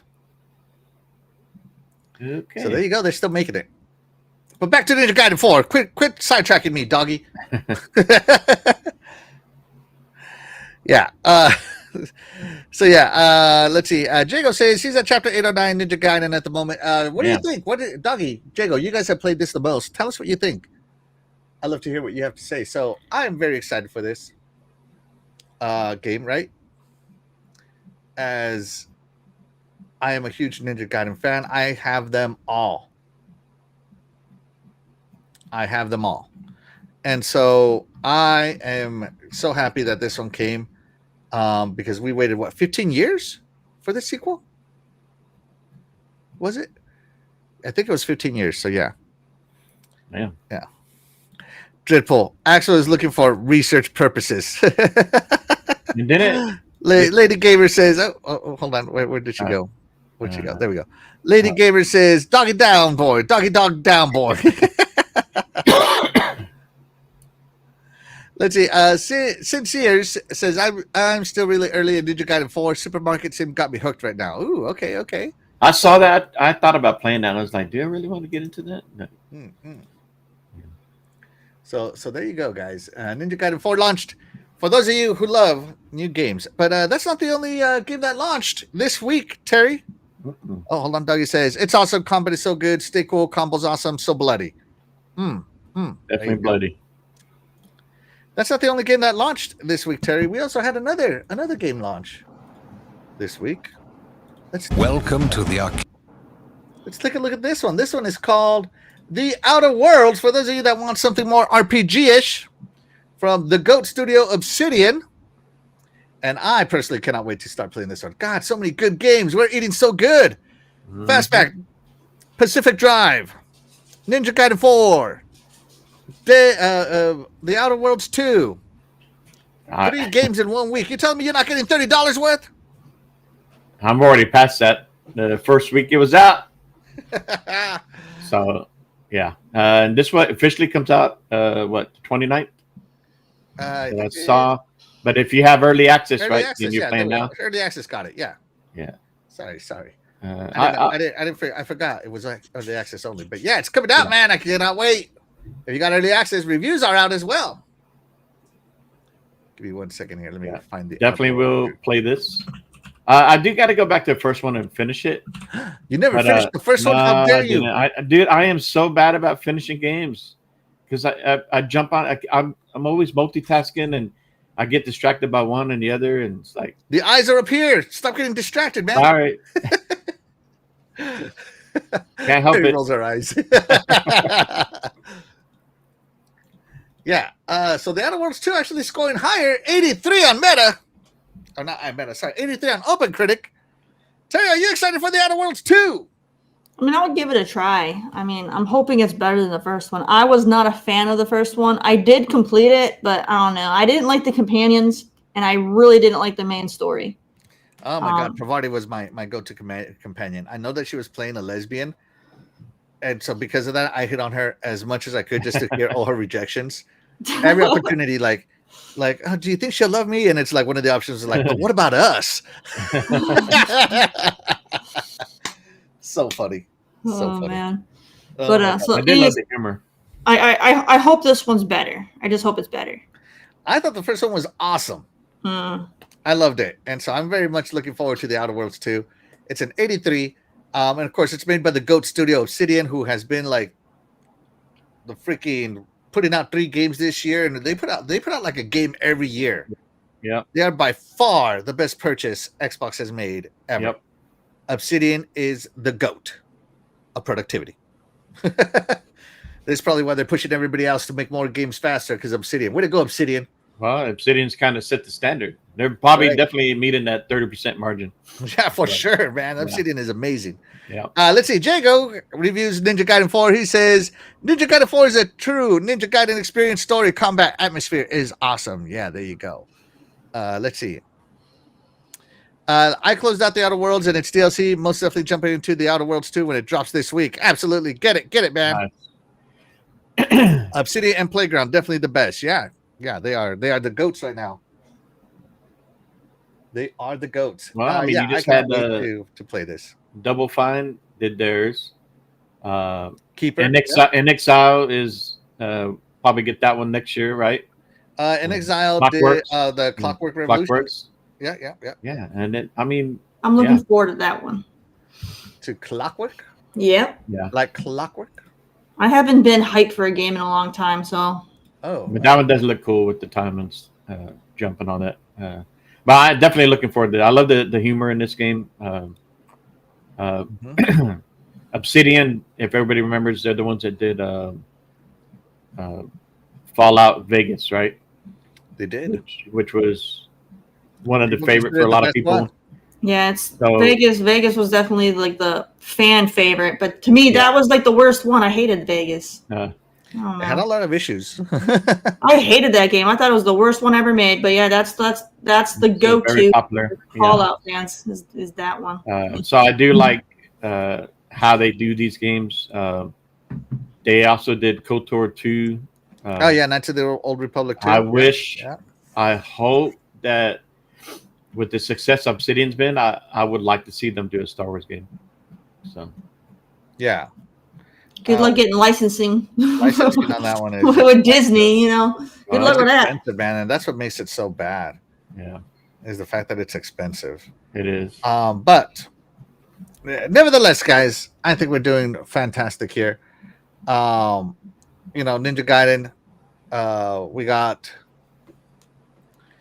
the Outer Worlds 2 coming up. We got everything. So Call of Duty's coming right after. Yeah, Call of Duty's coming up. Yes. I don't know if there's anything else coming as far as Xbox first party this year. Probably Call of Duty is the last one, right? Let's take a look, shall we? So Game Pass Day 1 so far in 2025. Thank God somebody did this.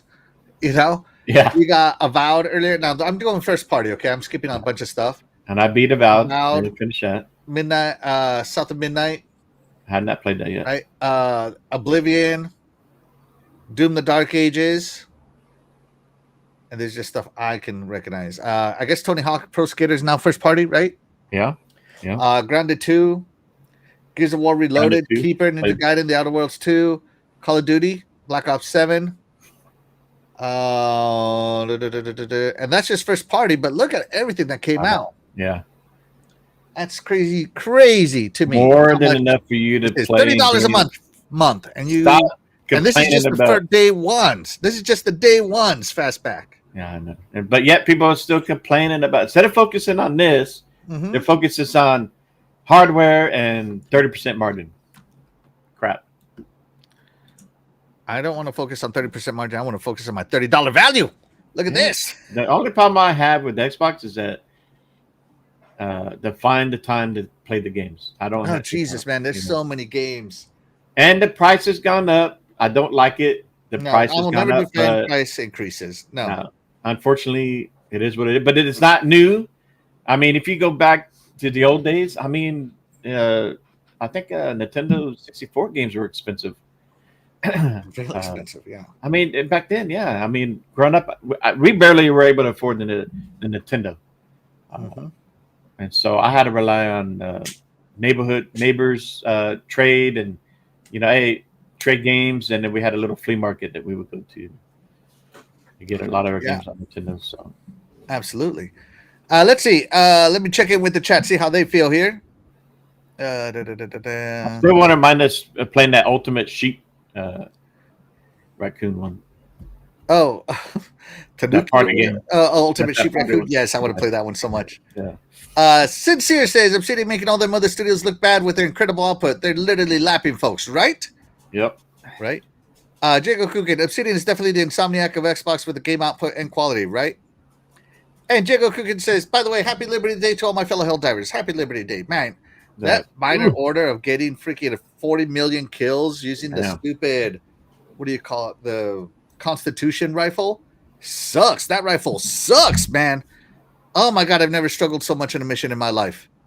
That rifle sucks. Ugh. Anyways, I played a whole set of missions with it. I did my part. I did my part. Sorry, I did my part. Let's see. Glinzer says people claiming are a couple of hundred online. Millions more are happy, right? Yes. Yep. Yes. Gamers don't know how expensive games unless you owned a Neo Geo home system like I did. Yeah, those carts were $300 back then. Crazy. It'd be like $1,000 now for a game. Yeah. Yeah. And Jago agrees with me. The Constitution rifle is garbage. Absolutely, man. That thing sucks. Oh my God. If you ever want to play a trivial mission on hard mode, take the Constitution rifle, man. That thing sucks. Sorry. Terry, go on. Terry, get us back on topic, Terry. Back on topic. All right. I guess, yeah, we're just going over all these games that launched on Game Pass. So they've been doing good. Talk about Obsidian. Obsidian's doing Obsidian things. Yeah. Yeah. So, yeah. Let's see. Fareem Scott, shout out to you. Thank you so much for being here. You are the real MVP. Says, question, how many times does Insomniac have to show you that they are them? They are them. They are them. I don't think anybody is questioning Insomniac. Everybody thinks they do great work. Yeah. Yeah. I mean, what do they do other than Spider-Man? They did Wolverine now. Overtime. Yeah. They do Wolverine. Yeah.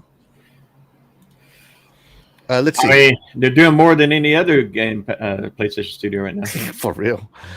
Let's see. Obsidian is Captain America from the Winter Soldier telling all the other studios on your left, right? On your left. Yep. That's right. That's right. Hard facts. Hard facts. All right. So not only did we get that announcement, Terry, but you're the greatest franchise of all time. You're number one franchise that you love. Also got another trailer. Let's take a look at it. Shall we? Shall we, Terry? Let's do it. Here we go.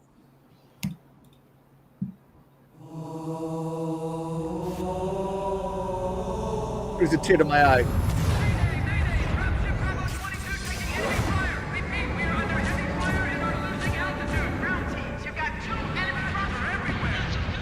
According to the data in It's their Unreal networks, Engine 5. the ring has some kind of deep religious significance. That's Jen They call Taylor it Halo. re-recording a bunch of lines. They believe that Halo is some kind of weapon.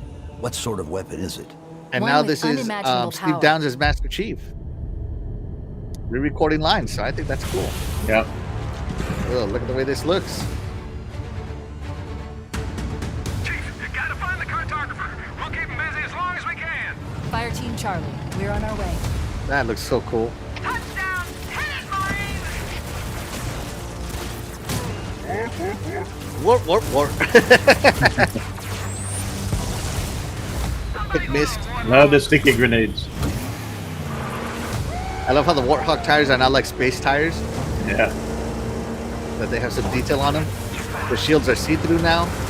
I mean, they were always see-through, but now The even more Covenant are so. putting Yeah. up a real fight. The cartographer must be here. Should have been the flesh. Rock and roll, rock and roll! Give them hell, Chief. So good. There you go. Campaign involved. All right, so if you guys missed the announcement, Halo campaign involved was announced yesterday or day before yesterday? Friday. And this is a remake, not a remaster, a remake of the first Halo campaign. And it's only the campaign. Multiplayer is still locked to the Master Chief Collection. All right. So if you want to play Halo 1 multiplayer, it's on the Master Chief Collection. And it's remade in Unreal Engine 5. They added sprints, so for all you purists out there that want to play like the corded days, we got an Atari for you. But I'm just so glad Xbox has finally stopped listening to all these old folks like me, and is making basically games that are great. I think this is fantastic. It looks great. I think it's going to bring some new Halo fans. And of course, the big announcement, though, being that it's releasing everywhere, of course, because Xbox, this is an Xbox, that is an Xbox, your toaster is an Xbox. So it's releasing on all platforms, including PlayStation. So they finally bought the Halo killer to PlayStation, which is Halo. And, hey, it's a remake. Hey, remake Station 5. We got you, buddy. We got you. Terry, what do you think about the way this looks and plays, or do you want to see it a little more before you give some comments? I mean, it looks like Halo. I know, it looks fabulous, doesn't it? Man. So good. I mean, compared to the original, it definitely looks really good, but I mean, it's Halo. Yeah, it sure is, and it looks fabulous. Fastback, did you see all these things? Yep. All right, talk to me about it, buddy. Well, I mean, I remember when it first came out, and I loved this when it first came out. It's a big reason why I bought an Xbox. But I'm glad to see this because it's been, you got the new generation of gamers. They may not boot up the old one, the classic, if let's say they have the Master Chief Collection, just because the old look, even though they kind of refresh it a little bit on the Master Chief, but I think this will encourage new gamers that have never played it before, obviously, because they were too young. If they've always been on PlayStation 5, they just didn't bother to come on Xbox and try it out. And so now we're getting a refresh of this. This looks beautiful. I mean, this is always was kind of a good looking game back then, but now you're kind of giving the modern look to it. And hopefully this kind of kicks off a new love for the series. It's kind of gone long in the tooth, and maybe this will kind of help inspire some of the younger generation, kind of be curious about it, and then want to play the other Halo games, right? So yeah, so it'll give them a chance, because a lot of the younger gamers only think of Master Chief as a Fortnite character. So now they'll actually get to experience it properly. Has his own game? Yeah. Oh, Fortnite is awesome! Look, it made them make their own game. Now, and then it's I think it's co-op. It's couch co-op. Up to couch 4 co-op, players, but only on online. Online, yeah. So, I definitely will play this with my wife and my daughter. My wife will loves Halo. Game for the 40th time in my life. Yeah, I will definitely play this, and I want to play with my family. Yeah, I've beaten every Halo campaign period. Yep. But I also love that they added 3 new prequel campaign missions. Yeah, to this, yeah, saw that with Master Chief and Sergeant Johnson. Mm-hmm. With the events leading up to before they went to Halo. So we're going to Reach. We're going to be starting off in Reach probably. That's kind of cool, right? Yeah. Because as you know, before the Pillar of Autumn landed in or discovered Halo, they were fleeing the Covenant's assault on Reach. So yeah, they added 3 new missions, which is going to be epic. I think is going to be epic. So somebody did question, why did they call this Halo Campaign Evolved instead of Halo Combat Evolved? Because it's campaign only. Probably? Campaign only instead of multiplayer. I think they wanted to emphasize that it's just a campaign. Yeah. Yeah. Do I think it's a stupid name? Yes, I do. But do I understand why they're doing it? Because everybody they're covering their bases, that Xbox man. says out of context. Yeah. Yes. They're covering their bases, man. They want to make sure that anyone reason tries to the say game sucks anything. is because of you haters. They want all the so-called journalists to look stupid when they commentate about it. Yeah, all these oh, you know, it Why is doesn't the have no multiplayer? Yeah. Xbox said that this is going to be a full remake. I can already hear it, man. Yeah. But it doesn't have the multiplayer from Halo 1, even though it literally just says campaign. I can already hear it, man. I can already hear all the stupid articles that are going to be written about this. Because it's predictable. I'm sorry. All you Xbox haters have become predictable. So, just say. Let me check in with the chat, though. You know who's not an Xbox hater? This chat. Let's see. Let me. And those Fortnite kids, though, they wouldn't be able to handle the true the multiplayer, though, with all the jump hacks and the way the sniping was. They're not ready. Those kids aren't ready. Yeah. You can't build a tower. That's right. You actually have to listen to the story. Interesting, right? Let's see. Let's see. Fareem Scott says, "Good morning, people. I'm just happy Xbox is cooking with gas. Yeah, instead of wood. Absolutely. Yeah. Let's see. Jago says this Halo remake was done only for the new player customers and PlayStation. Hey, you know, you got to go where the gamers are. That is what they did say. And how better to introduce them to one of the all-time goats than with a remake, an awesome remake. Have they said anything about being on Nintendo Switch too? I think they did announce something about Nintendo Switch, didn't they? I think they're working towards it. I think they said. Yeah. Don't quote me on that, as I'm not entirely sure. Yeah. I don't remember seeing. Yeah.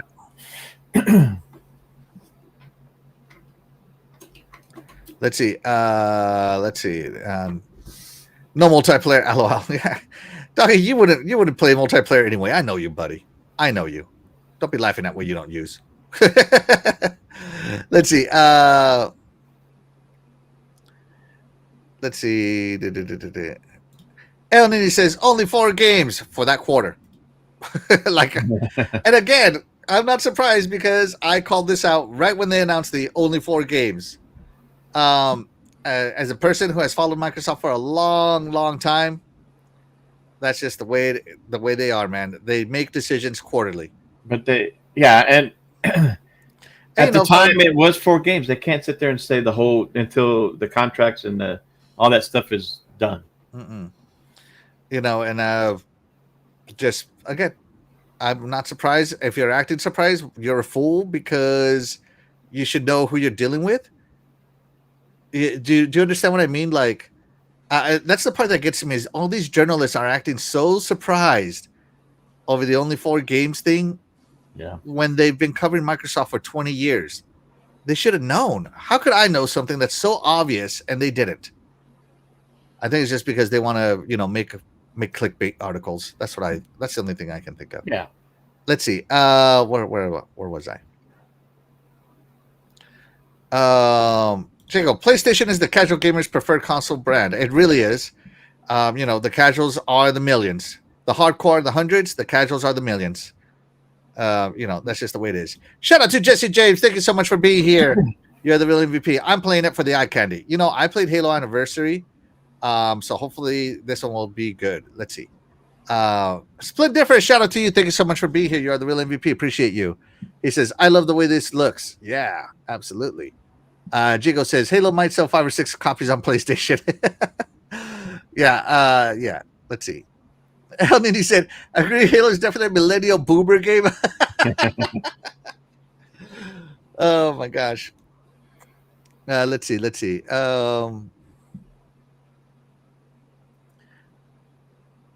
Sappho. Shout out to Sappho. Thank you so much for being here. You're the real MVP. He says something that's a fact. The younger generation believe consoles are for old people. This is a fact. I have a gaming nephew, and the consoles are seen as antiquated nowadays. Yep. Yeah. Dan, the man Cunningham says, I used to play Halo split screen with my son. Yeah. Absolutely. Let's see. Doggy Dog says, campaign involved, stupid name. It really is. For him, Scott. So what you're trying to tell me is you've got to play with his Johnson? Oh, man, you never go on a mission without your Johnson. Let's see. Oh, Sappho, I can't wait to see what the flood looks like. Right? Oh, Back from the Dead wants to do Lasso legendary campaign. Mm. Lasso, what is it? Legendary all skulls on Lasso. Yeah, Lasso.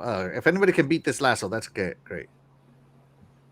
Let's see. Moving on. Wacko Gamers is in the chat. Thank you so much for being here. You are the real MVP. This was an Unreal Engine 5 test. No, I think Gears is the Unreal Engine game. Just being honest. Yeah, but I mean, for Halo to bring that over to Unreal Engine 5, I think this is the first test for them, right? For Halos, yeah. Yeah. Dougie has played Halo Infinite Mon with me. I think maybe he says multiplayer. Halo Infinite multiplayer with me, Axel. No, I play it once and quit. There you go. Let's see. I wonder if Nintendo's development kit got any better. Maybe. Let's see. Game journalists are shocked like sports journalists shocked NBA coaches and players gamble. Yeah, that's so awesome. Yeah. Let's see. There we go. So yeah. There we go. And Terry, real quick, tell us what you think about Halo, and we'll let you go. What do you think about Halo? Look, man, if you're looking for a snooze fest of a game, this is Halo. Yeah. One of the most boring games I played through. Oh man, no, I'm sorry, you guys. I'm not a Halo fan. I did play and beat Halo 1 on Legendary, so I mean, I got my Legendary card, but I only played it because my friend begged me. I hated it the whole way through. But I liked it. I liked the first one more than the second one, if that counts for anything. I thought the second one was worse. So, it's not for me. But I'm happy you guys are happy, But I don't know. I feel like this game is kind of like The Last of Us, where they just keep reselling it over and over and over and over and over. Or like Mega Man, even too. Mega Man's over and over and over and over. Unbelievable, this woman. Unbelievable. She hates Not lately though. She hates robots. Oh man. Every console has that one game that they just keep on milking. So, wow. Oh man. All right. Thank you so much, Terry. Have a good evening. Have a good day. Take care, everybody. I gotta dip out. You guys have a good one. Later, Terry. All right. So it looks like it's the Axel and Fastback show now. It's back to Halo. Knock her out. Halo. She was talking about Halo. Get out of here. No. Yeah. All right. No wonder I hear Cat's always crying. Let's see. Halo is excited for the Halo remake. She's buying the collector's edition at whatever the cost. Hey, you know who's buying the collector's edition? This guy. Let's see. Wait, I'm not sure if Nintendo will let Chief play with his Johnson. Oh, man. We'll see. Sir X-Man talking about something completely unrelated says, I'm still waiting for the new Crazy Taxi. Yes. Let's see. Sorry, Sir X-Men, that hasn't evolved yet. Glinger says every console has one game that they keep milking. Nintendo, hold my non-alcoholic, kid-friendly beer. Yeah, that's funny. All right, so Matt Booty talked about this, so I'm not going to put his again. I'm not going to put the article on here because I'm using software to access it. So yeah. So this came from the New York Times, right? And Matt Booty was talking about this, right? So they preface this by saying the sci-fi franchise that helped the company sell 4 generations of Xbox console and generate billions of dollars is coming to Sony PlayStation, Microsoft's direct competitor, for the first time. It's the equivalent of Disney letting Mickey Mouse roam Universal Studios, according to the New York Times, right? But Matt Booty says, we are all seeking to meet people where they are. Right? Is what he said. So let me see. Let me go to the quotes. Hold on. Here we go. Matt Booty says, not Matt Booty. Sorry. This is Drummond? Joost van Drumen, a market analyst and professor at New York University, said Microsoft's newest console and Xbox Series X and S has been a commercial disappointment since releasing in 2020. Analyst estimate says that it has sold at least 32 billion. We say that every year. At most 45 million. Yeah. That's a huge gap. That's what 13 million gap. Yeah. Hey, I know. hey, I'm between 0 and 100 years old.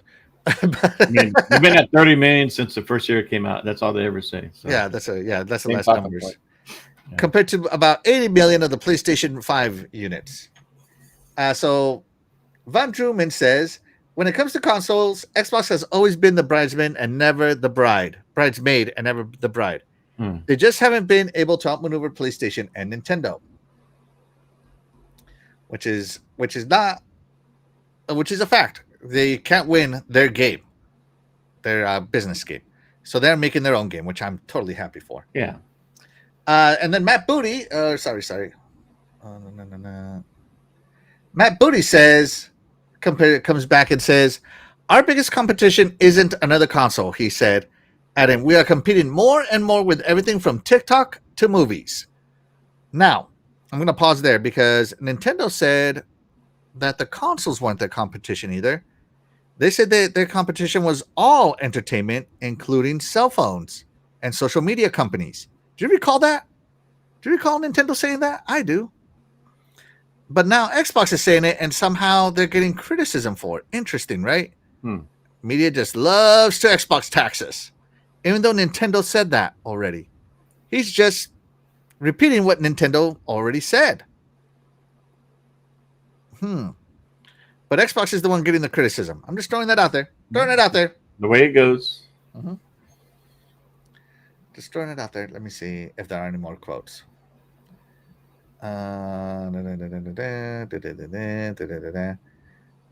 Pierre Heinz, the head of Halo Studios, says that with this game, they are evolving the experience. There is a level of detail with which we now can express the original artistic vision and goals. When you pick up Halo, you know that you are quintessentially good. He said, your job is to save humanity. Another, Elizabeth Van Wyck, I don't know, said, we talk about this as another era of Halo. So there you go. A new era of Halo. They're not competing with anybody. They're bringing everything everywhere, and so that was the quotes from the New York Times. Fastback, what do you think about some of those quotes? I don't know. It doesn't matter how good a game Xbox does or It what doesn't they matter do. what they do, man. They're never going to please some of these media folks. I guess being positive about what Xbox does doesn't get views or clicks. So TMZ clickbait drama does, unfortunately. So yeah, if you got to keep the same talking points that Xbox hardware doesn't sell as much as PlayStation and Nintendo, and it's like, okay, but what else have they been doing besides just trying to sell consoles? And they don't seem to give them credit for that. Because Microsoft, the Xbox One generation struggled, but a lot of times when publishers struggle, they come up with innovative ways to evolve gaming, and Xbox has done that with Game Pass, back compatible. With now you're seeing what they're doing with the Play Everywhere, the cloud gaming. Xbox went the full consumer friendly thing to start out to. Yeah.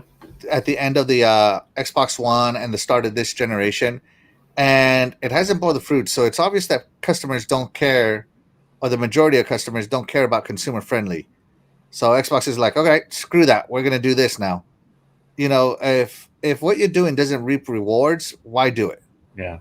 The definition of insanity, right? Doing the same thing over and over again and expecting a different result, right? Not happening with this. And so Xbox has just plainly said, you know what? Screw that. We're going to do what we want. Yep. We're going to do things the way we want to do it. And you can either jump on or jump off, because at the rate they're going, people are jumping off, right? Instead of jumping in. And so I think it's totally fine to do what they're doing, because they're trying to keep the brand alive, and so they had to redefine the brand. And in my opinion, they redefine it for the better. Yeah. You know, the Xbox backwards compatibility program, best in the business. The Xbox Game Pass, access to games, best in the business. The Xbox Series S to me, Series X to me is the best console in the business because of how powerful it is. You know, they didn't need to make a mid-gen refresh. No, they didn't at all. And now, you know, accessing the Xbox full screen experience, the best handheld experience there is outside of Steam. You know, so I'm glad that they're bringing everything everywhere, because that just means I get to play my Xbox games everywhere. So yeah. Yep. I talked to a couple of coworkers that are gamers. You know, and everybody's a little bit everywhere. You know, a couple young and younger than me. These are 20-year-olds. They love playing on Xbox Game Pass. We talk about the same type of games here and there. I just talked to one female in her 20s, and we were talking. She asked me about the ROG, and I told her about it, and she's excited. She's like, "Well, I guess I got to work some more overtime." I said, "Yeah, you do." Yeah, no, it's great. I said, but I told her it's worth getting the regular one. You know, honestly, unless you really want something more out of it, but. This one is fine, man. I'm so glad I went with this one. But and then the other day there was this one guy. We were talking about, me and another guy were talking about the console and Xbox, and he just rolled his eyes, and he just started talking about PC. I was like, you're a PC master race, huh? And he's like, yep. I said, okay. What kind of PC you have? Well, I got an older one. I got to upgrade it, and I can't afford to do it right now. But I don't like playing on consoles. I'm like, okay. I said, the Xbox has options for you. You know, so if you don't want to spend thousands of dollars to get the latest PC specs and everything, you got a ROG Ally that you can do. You can play your PC games and maybe check out some of the Game Pass stuff. So why limit yourself? Xbox is trying to for loyalty's sake, man. That's it. That's I guess, but to me, I'm going to choose games over loyalty. And as of right now, I've been an Xbox preferred gamer. I've been very satisfied with them. But I think if I was preferred Nintendo or PlayStation, I think I'd be fine. There's plenty of games out there that I think I would find and enjoy through their platforms. And but what Xbox is doing is giving me multiple ways of enjoying their games on multiple devices. But day one. Right? We don't have to wait.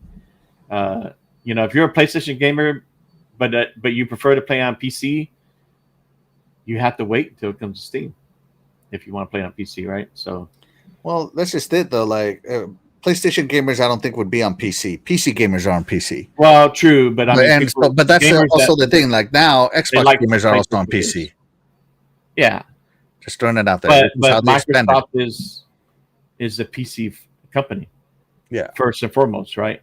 And the whole point, they want to be in every house. They want to be everywhere. They originally wanted the original Xbox to be a Windows-based OS, and now they're getting to that.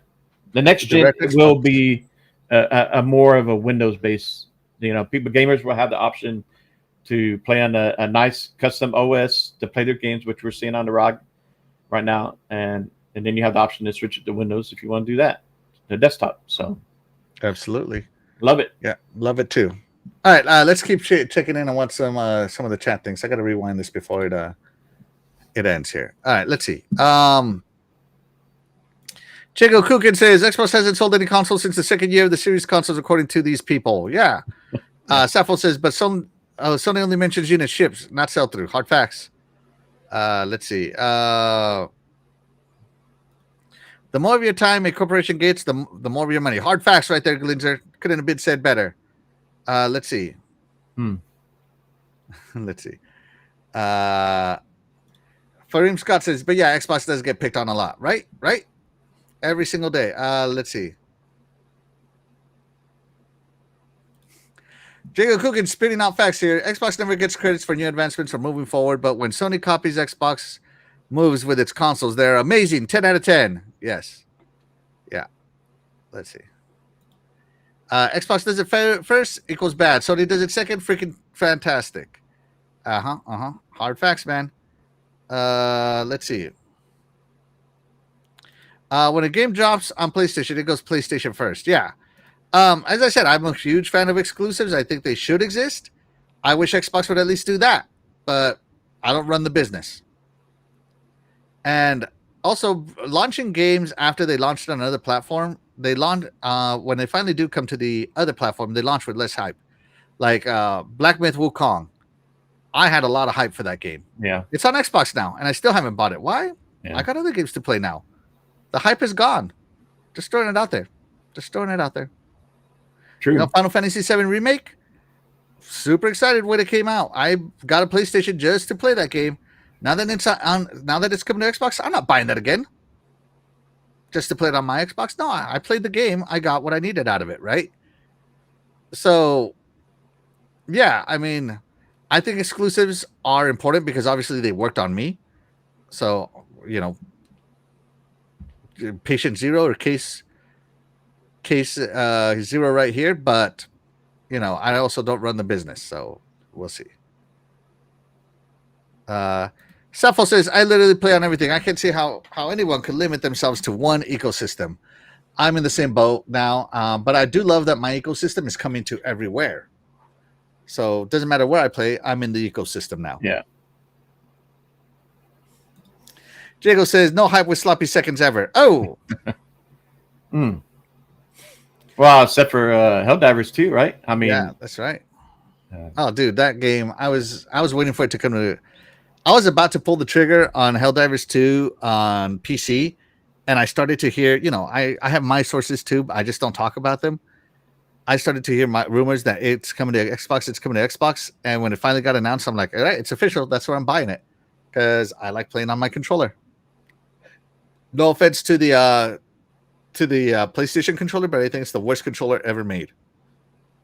Like, do you remember the old Microsoft Sidewinder controller?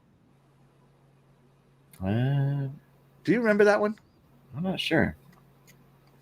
Let me see. I think Microsoft Sidewinder controller. And even though as far as exclusive doesn't matter to me. I mean, but yes, it big reason why I played on PlayStation. What does this look like to you? This thing sucked. Okay. Yeah, they don't. And so that's what the now I think the DualSense is way better than the DualShock.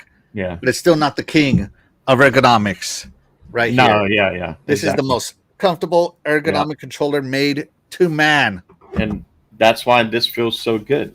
Yes, like I remember I was telling you that when I played on the Switch 2, my hand got tired within an hour. Yeah, of holding it. This, not because Xbox is the best at the ergonomic stuff. And I will say PlayStation has done a real good job with their controller, for the PS5. But to me, it's not the same as the Xbox controller. Now the Nintendo, the Pro, it's not all that. Even though it kind of simulates Xbox controller, Pro controller is pretty good. It's pretty good, but still not as good as the Xbox controller. I haven't played with the Switch Pro 2 yet, but we'll see. Yeah. Let's see. Jago Kukin. Okay, I gotta kind of fight back on this one. Helldivers 2 always looked like an Xbox game first. Let's be honest, it just dropped on the wrong console first.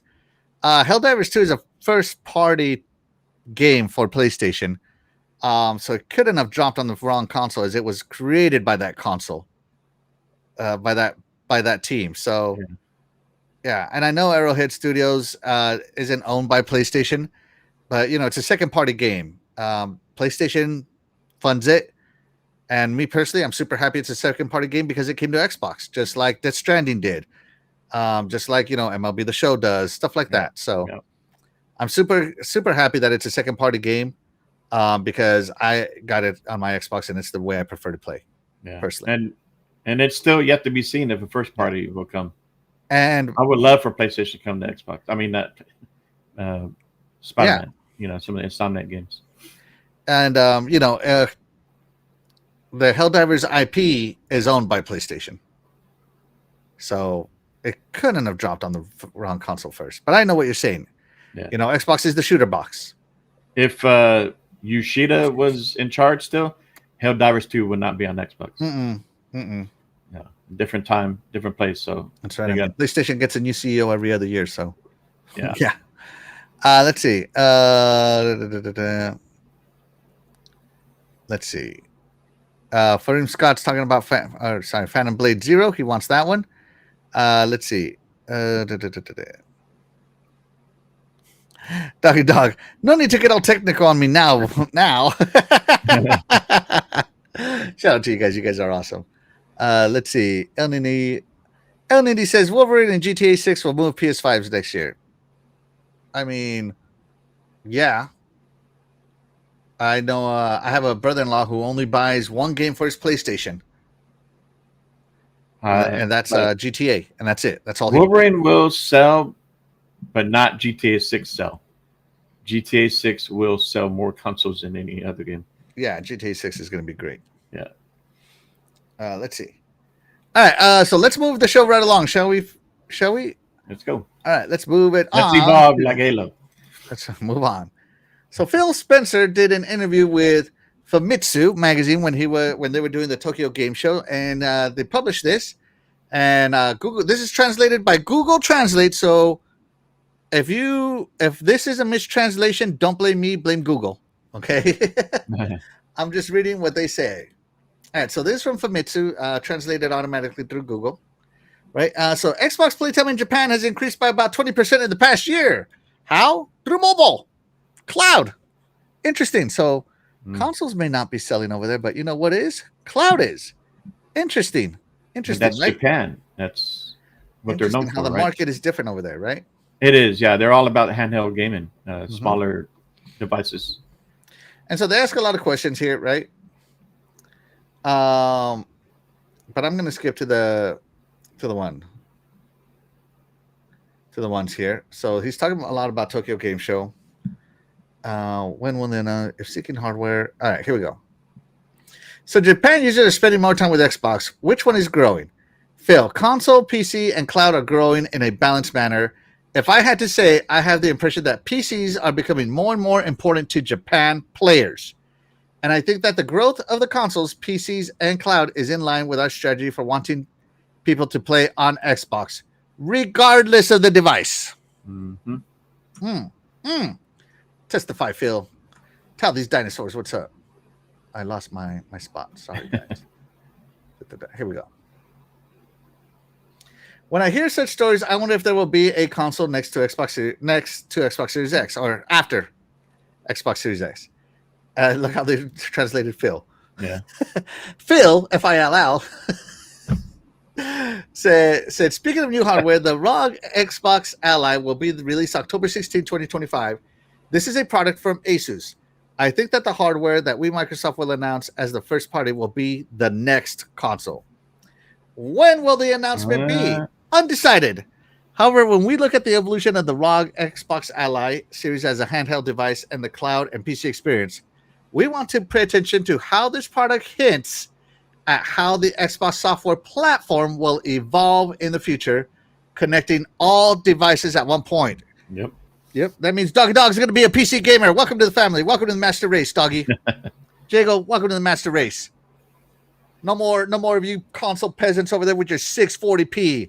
You got to spend $2,000 on a graphics card to get that 4K. Or play on cloud. That's right. I love that. Phil, who is that? Phil Spencer. And then they corrected themselves as they go down. Oh, yeah, wait. No, it's PHIO. Oh, my God. I love these Famitsu interviews, by the way. They're great. Famitsu's a goat. The goat still in gaming magazines. Let's see. El Nini says, OD will be amazing. Yeah. Jago Kukin. Hence, Xbox is meeting gamers where they play, not just sticking to tradition Xbox anymore. Absolutely, man. Their infrastructure is best for cloud. Absolutely, man. Not a lot of companies can flex that power. And, we always wanted Xbox to be the $1 trillion company that they are. Only two other companies that are probably good with cloud is like Oracle and Amazon. By the way, if you're wondering who Phil is, Fareem Scott has it here. Oh, that's his long-lost brother. or his Japanese counterpart. Jago Kukin says, no need for $2,000 graphic cards. I'll just buy the $1,200 next Xbox. There you go. Oh, my God. All right, let's see. Returning to the topic of software. By the way, Fastback, if you have anything to say, just say it, okay? Yeah. I understand returning to the topic of software, Ninja Gaiden 4. Ninja Garden? Ninja Gaiden 4 will be released October 21st, 2025. Phil, Ninja Gaiden 4 is truly a true Ninja Gaiden. I am sure that those who have been familiar with the series will think so. On the other hand, even if you have never played the series, even if you start with Ninja Gaiden 4, I think it is a very good game. From there, you may be able to enjoy 1, 2, and 3. Hard facts. Facts. Let's see. Again, why did you decide to release Ninja Gaiden 4 from Xbox Game Studios? Phil, I have been coming to Japan for many years to coincide with the Tokyo Game Show and other events. And every time I come, I visit Koei Tecmo Games office. Yep. Phil often visits manufacturers in Japan. Koei Tecmo Games is one of our most important partners. Hard facts. So we are talking about what kind of support we can provide as an Xbox. For Xbox fans, the Ninja Gaiden series is truly an important IP. Also hard facts. Ninja Gaiden was a launch title. That said, the series has been on hiatus for a long time, so I kept talking about whether I could bring this iconic series back to life. However, it is said that these ideas take time to come true, and they are difficult to realize unless you find the right opportunity. At that time, Platinum Games and Koei Tecmo Games decided to team up, and I really wanted to support Xbox Game Studios in terms of productivity and creativity. There you go. So he's talking about how he went out there with all those trips. Mm-hmm. So, reason why it's in Game Pass, right? That's right. Is it on PlayStation Plus? It is not. It's on PlayStation $70. No, actually, I don't know how much. How much is it? Yeah, $70. Yeah, $70. All right, PlayStation $70 pass. Yeah. Let's see. Sits in his Ninja Garden. Yeah. I love Ninja Garden. Lots of sneaking up on the plants. Dog field dispenser. That's called Plants vs. Zombies. That's right. Let's see. So he's talking about OD, which I kind of don't want to talk about right now. Yeah. Still too soon for that.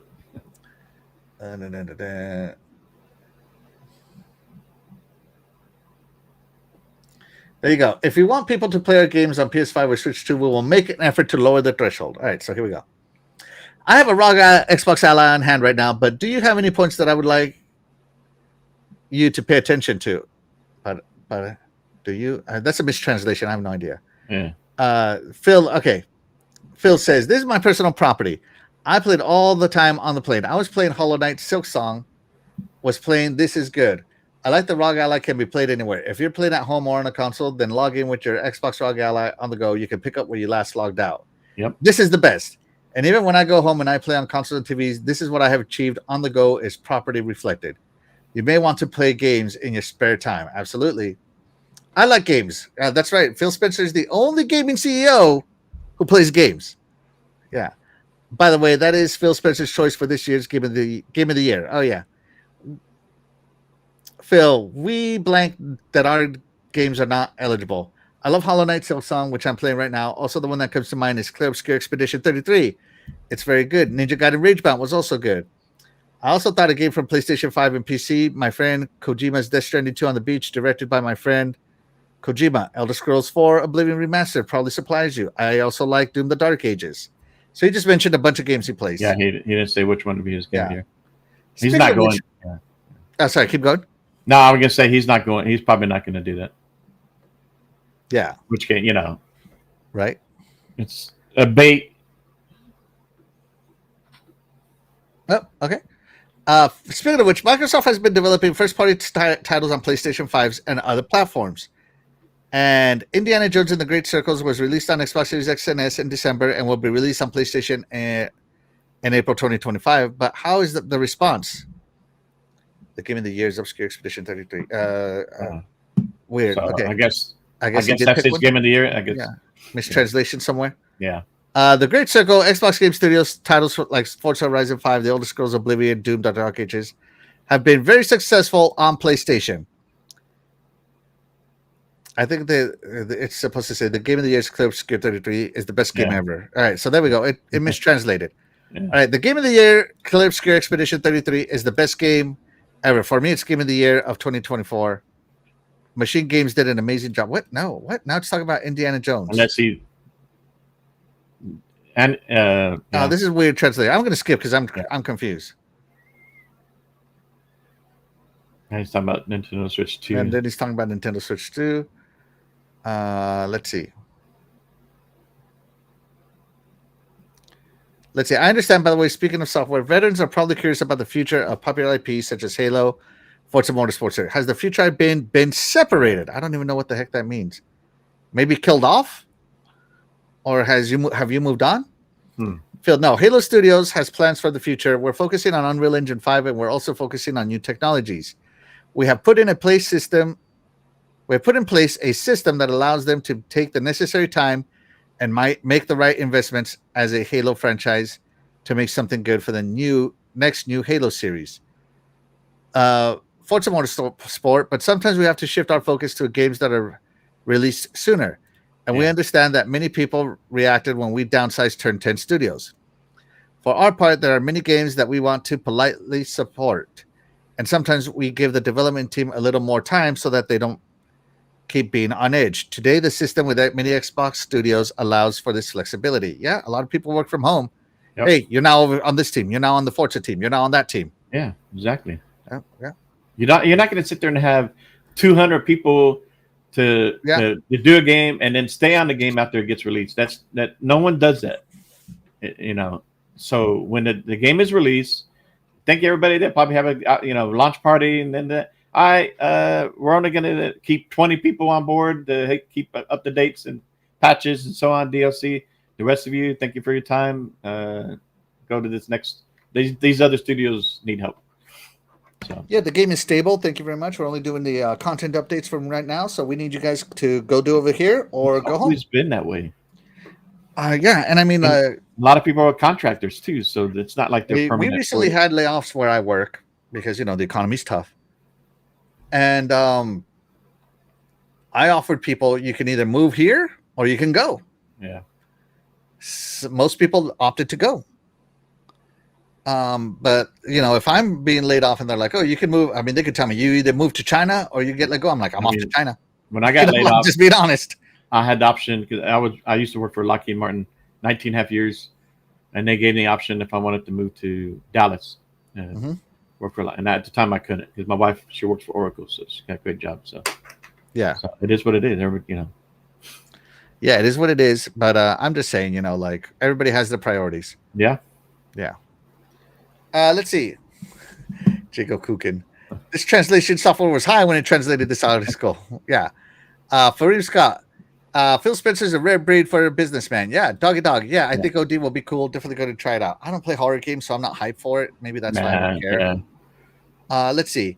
Expedition 33 is the only game of the year nominee that's not a sequel or part of an existing IP. Oh, hard facts there, Glitzer. Hard facts. I'm thinking about downloading the Expedition 33 on the Rock and play it on there. I think it'd be a good game on there. Phil Spencer Japanese crowd applause. This translation software, Doggy Dog's Guard Dog needs software updates. Shout out to Chet Walker. Thank you so much for being here. You are the real MVP. He says, just like movies and TV, when shooting is taking place, there's always more staff. Yeah, absolutely. Let's see. Finally, please give a message to Japan game fans. So, Phil, to Japanese game fans, we have made appropriate investments as a franchise and have a system in place to make them good. Things such as the new game in the next Halo series. This is Phil. Every time I come to Japan, I deepen my respect for the culture of Japan, which creates and cherishes video games. We look forward to seeing support of the Japanese gaming community in the future, and we hope to receive more and more feedback. With more options to play, thank you for playing Xbox a lot. Thank you for your continued support. There you go. Nice. So that was the Phil Spencer Famitsu interview. And of course, I always like the Famitsu interviews because I just got to say it. Famitsu's the GOAT. They've been there since the beginning, and they're going to continue being there. So yeah, Famitsu, to me, that was the Phil Spencer interview. nothing we didn't already know, but just reiterating, right? Yeah. Yeah. And he did mention the next gen console. Look at this. Look Yeah. at this is it. This is going right here. It's going to be something like this, and I, for one, am very excited for it. Yeah. To me, the OS will be. This is a good test for the OS. You've seen on not just on the ROG, but you've seen on other handheld devices. Yeah, the OS is they've already what's her name when they did an interview with her. They already hinted how the OS is doing here. That's how it's going to be on the next gen. Yeah, with Sarah Bond as well. Yeah, Sarah Bond. So Phil and Sarah Bond are saying the same thing, so that's good. No mixed messaging. No, which has been one of the Achilles heels of Xbox in the past. Yeah. So no mixed messaging, and I am very excited for this stuff, man. Very excited. Yeah. Let's see. Doggy Dog says Expedition 33 is truly amazing. Deserves Game of the Year. Yes, a lot of people have said that. Fareem Scott says, I wonder if Phil Spencer will be at AnimeCon Philadelphia next year. Maybe. All right, so there you go, guys. The Phil Spencer interview, the Sarah Bond interview, the Matt Booty interview, the Shadow Drop Pacific Drive, Yep. Ninja Gaiden 4 launch, The Outer Worlds 2 launching next week, Halo campaign evolved. There was so much news to hit this week, guys. It was really a rare week where I had to decide what not to report on. You know what? Even though all that's taking place, Xbox is still dead, sir. Xbox is still dead. Yeah. Dead. Yeah. Even though they just released 3 games and all this stuff, dead. Dead. Oh my gosh. Yeah. I mean, play games, people. Play. Glazer says, will they ever give Halo to id Software? Probably not. No, but I would like to see them have the other studios maybe make a different genre of Halo.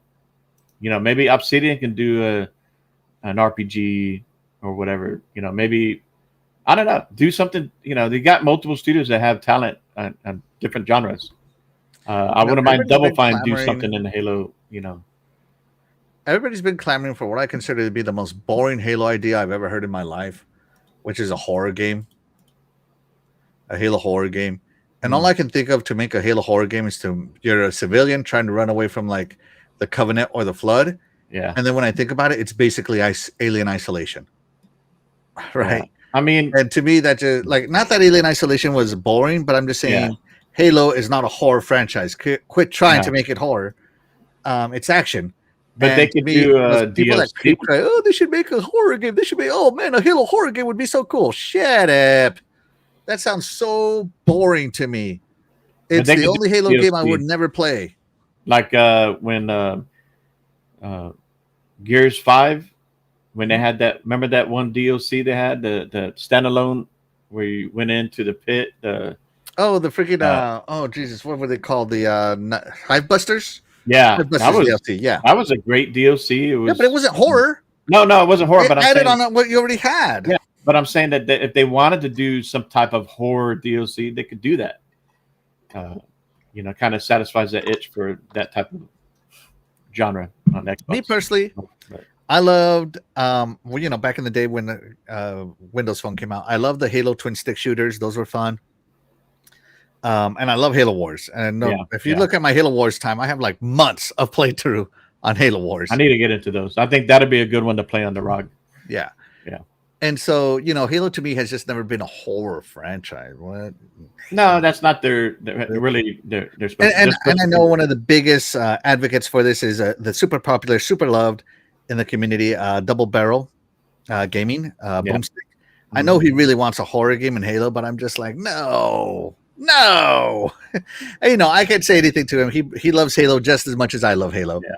He has his thoughts of Halo, and I have my thoughts of Halo. I mean, you've had people talk about the same thing with Star Wars franchises. There is a book that talk about stormtroopers become zombies or something like that. Yeah, I mean, maybe I'm not seeing the vision that these Halo horror guys do, because all I can think of every time anybody says Halo horror, I'm like, boring. But that's because I'm not a horror gamer. I think they're just not my forte. Just like first person shooters aren't Doggy's fortes. Yeah. He can't aim down sight at all. I'm just kidding, Doggy. Doggy's catching strays over here. Let's see. Jago Kukin says, I appreciate all you new ROG adapters for better tasting the Xbox software. Yeah, you're welcome, man. You're We're welcome. here for you. And let me tell you, it's amazing. It's amazing. 10 out of 10. Good. Doggy Dog Highness, hard facts here. It's Sunday. There will be a new rumor in a few hours. Hard facts. Yeah. I really do think, Fareem Scott, that the next console should be called the Xbox Zombie because Xbox will never die. Yeah, Xbox is a Marvel zombie. They will never truly be dead, right? Right? Nope. Right? Let's see. Shout out to Be Nice. Thank you so much for being here. You are the real MVP. He says, facts, Axel. Yeah. Thank you very much. Thank you. Let's see. Back from the Dead says, the flood and horror elements, but not a horror game. What's horror elements? I just don't understand it. But, you know. Well, I mean, they take over a host, a body, right? And they come at you like a zombie, so. You know, Doggy Dog and everybody else is like, oh, play Still Wakes the Deep. It's such a good horror game. Still Wakes the Deep, blah, blah, blah. It took me like 4 or 5 hours to beat Still Wakes the Deep. I haven't tried that one yet. And I'm like, this game sucks. It is the worst game I've wasted my time on. The worst thing about this game is I will never get those 4 hours back. Like, I really did not like Still Wakes the Deep at all. But Doggy and everybody else was swearing by it. And I'm like, you know what, Doggy, let me try it. And that's the last time I ever play a game Doggy recommends. Like, I used to love Resident Evil back in the day, but I've kind of gotten past all that. Like, I guess if any horror game on Xbox, I guess the zombie one. That's we're still waiting on the third one. State of Decay. Yeah. In a way, that's kind of like a horror game for Xbox. It is. I love State of Decay. Done a good job. Love it. So, yeah. Resident Evil, Gears of War Chronicles. I'm all kidding. Okay. Let's see. Make a horror. Shout out to Jesse James. Thank you so much for being here. You are the real MVP. Jesse James. He says, make a horror spinoff. Glinzer, Halo Horror Evolved. Let's see. Doggy Dog says, oh no, it's true. FPS ain't my jam, but I keep trying. Hey man, I appreciate you. They should call it Count Xbox. Oh my God, don't say that. It'll be like the Xbox 9, 7, 5, 3, 60. You know? Let's see. How many times did Dracula die, right? Let's see. Be Nice says, I would love ID Doom to have a crack at Halo. It's probably not going to happen, man. It's not going to happen. Halo's going to stay with Halo Studios. Just saying. Let's see. Just 232 said, thank you so much for being here. You are the real MVP. He says, do you think we will see less games coming to Xbox over the rest of the series generation? No. Nah. No. I know, because of the whole ecosystem on multiple devices. You could play cloud. You could, the Game Pass. They're going to keep bringing them. I think just this week alone, 50 indies launched on Xbox. Xbox has been launched, and this, we're in the game launch season when everybody's trying to launch their games. But over the rest of the series generation, no, I don't think so. Yeah. Xbox doesn't believe in generations, and most other people don't believe in generations either anymore. Everything is cross-gen. Yeah. So even when the new Xbox is announced, they'll still be releasing games for this Xbox. Yeah. And then whatever's come out, it'll carry forward. Of course, there's always licensing issues and all that, right? Mm-hmm. But the cloud makes that happen, right? Makes it easy to. Yeah. So I just don't see it happening that there are less games. If I was a game developer, I would not. We're not in the day and age anymore where we need to plan our game release with console generations anymore. Just being truthfully honest. That time has long passed. Everybody. Unless you're a Rockstar and GTA. They have not made a GTA game for... Oh, no. Well, GTA for this gen. Right. Yeah. Even last gen, people avoid it just because it's GTA, not because it's anything else, right? Yeah. I mean, the last GTA was 5, but they actually started on a 360 and then came over to Xbox One. Yeah. And then I guess Red Dead Redemption 2 came out last gen. Right? People don't need to worry about this anymore because this era has long passed. This tripping over cords is gone. Breaking your nice model over a cord is gone.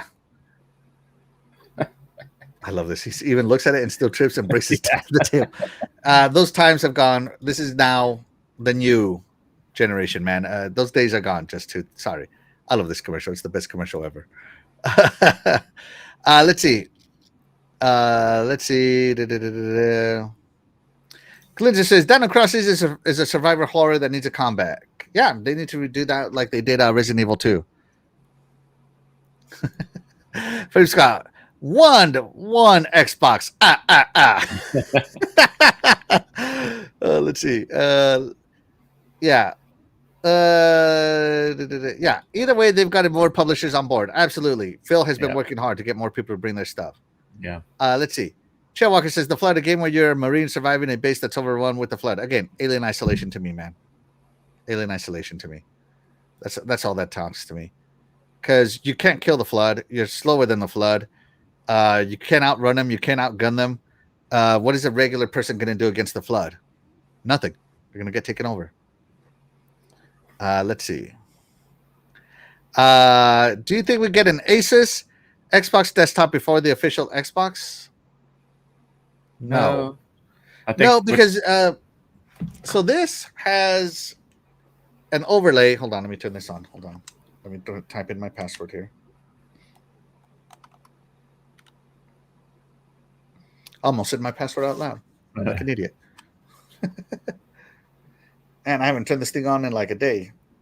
Ooh, what is this new background? Cool. Yeah, I know. What is this background? I love it. Okay. Yeah. So on this thing, right? And let me turn this off so it's not as bright. So here is the Xbox full screen experience, right? You can see I'm over here playing with my balls, playing some Helldivers, playing Halo Wars, playing Ninja Gaiden and other stuff, right? But the Asus lap desktop is right here. It's this button. And in truth, it's more of an overlay like Steam overlay. If you play on PC, you're used to overlays already. And it's a non-disruptive overlay. It's a system level overlay that lets you adjust system settings to customize your games. But it's not a desktop. It's just the way that Asus is making it so that you can control system settings without going into Windows and doing it manually.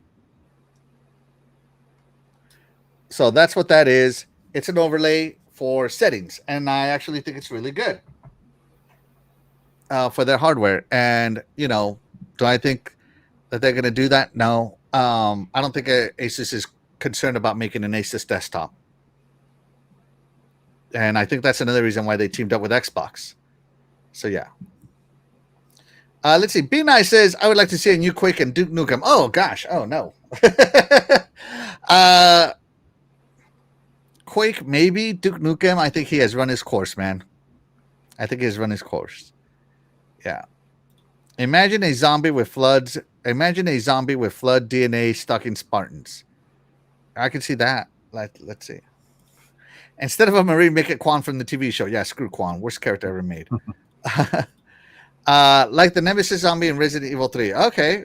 I could see that. Yeah. I guess, but we'll see.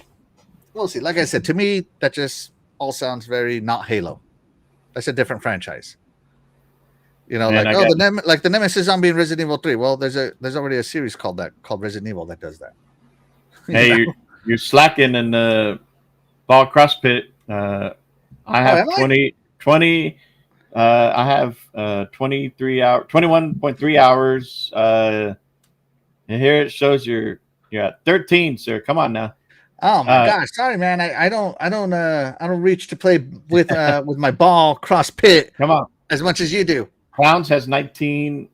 I have somebody on here that has 48 hours already. 48 hours, good God, man! They've been doing nothing but playing with their balls. That's crazy. Yeah. By the way, Freedom Scott says, just saying that would be cool. I'm not saying it would be bad. I just don't see the vision. And again, that's because horror is not my forte. And I'm not trying to be mean or anything, right? I'm just saying it's not my forte, and I don't see it. I'm a huge Halo fan, and to me, Halo has always been action. Action. Right? But I could see it. I don't know. I could see like horror environments. Like I remember in Gears 5, or Gears 4. Um, I forget which Gears. I want to say it was Gears 5. No, it was definitely Gears 4, where you fell into like a drainage sewer, and it was dark, and the little juveniles would pop out of the water and be running around on the circle walls everywhere, and it was creepy. And all you had was your flashlights from your lancers. I thought that was cool. So I understand horror elements, but do I want to play a game that's like that the entire time? No. Yeah, I think Halo, Gears, even Fallout have had horror aspects, but they're not horror games. No, I definitely think that the building of the tension is important. I think that's cool, but yeah, no. Anyways, Fastback, do you have anything? Chat, if you have anything else you would like us to engage with you, this is the chat moment. Chilling with the chat. But otherwise, Fastback, do you have anything? Today? No, I want to thank everybody for joining us, supporting us, staying engaged in the chat. Whether you agree with us or not, I mean, we all have our difference of opinions. We all have our preferences when it comes to gaming. But in the end, to me, it's all about the games. Me personally, I like to focus on the games. I don't want, all this TMZ and all this drama and negativity that we see from gaming industry or media or, YouTubers. Don't let them distract you from gaming. Play what you want, play what you like, play where you want. One big reason why this show's called Good Morning Xbox is because we like what Xbox is doing. Are they perfect? No. Have they made mistakes? Yes. No. Absolutely. And Axel's real good about calling that stuff out.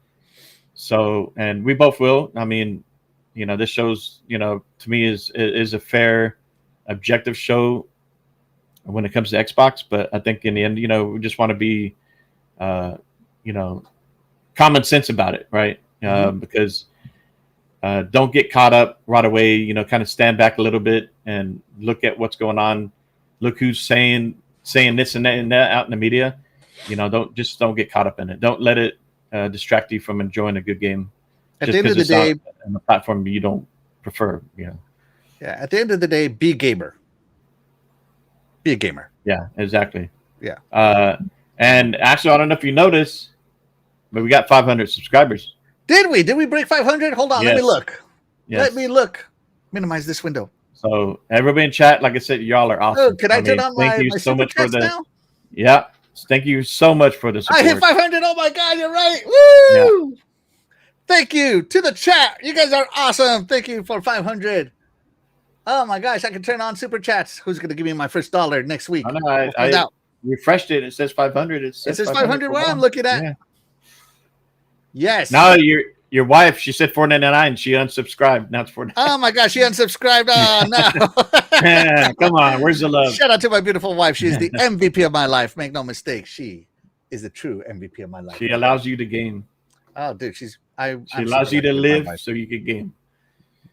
Yeah, next week we need to do a gift. Absolutely, $500. Sorry, 500 subscriber gift, not $500. 500 pennies.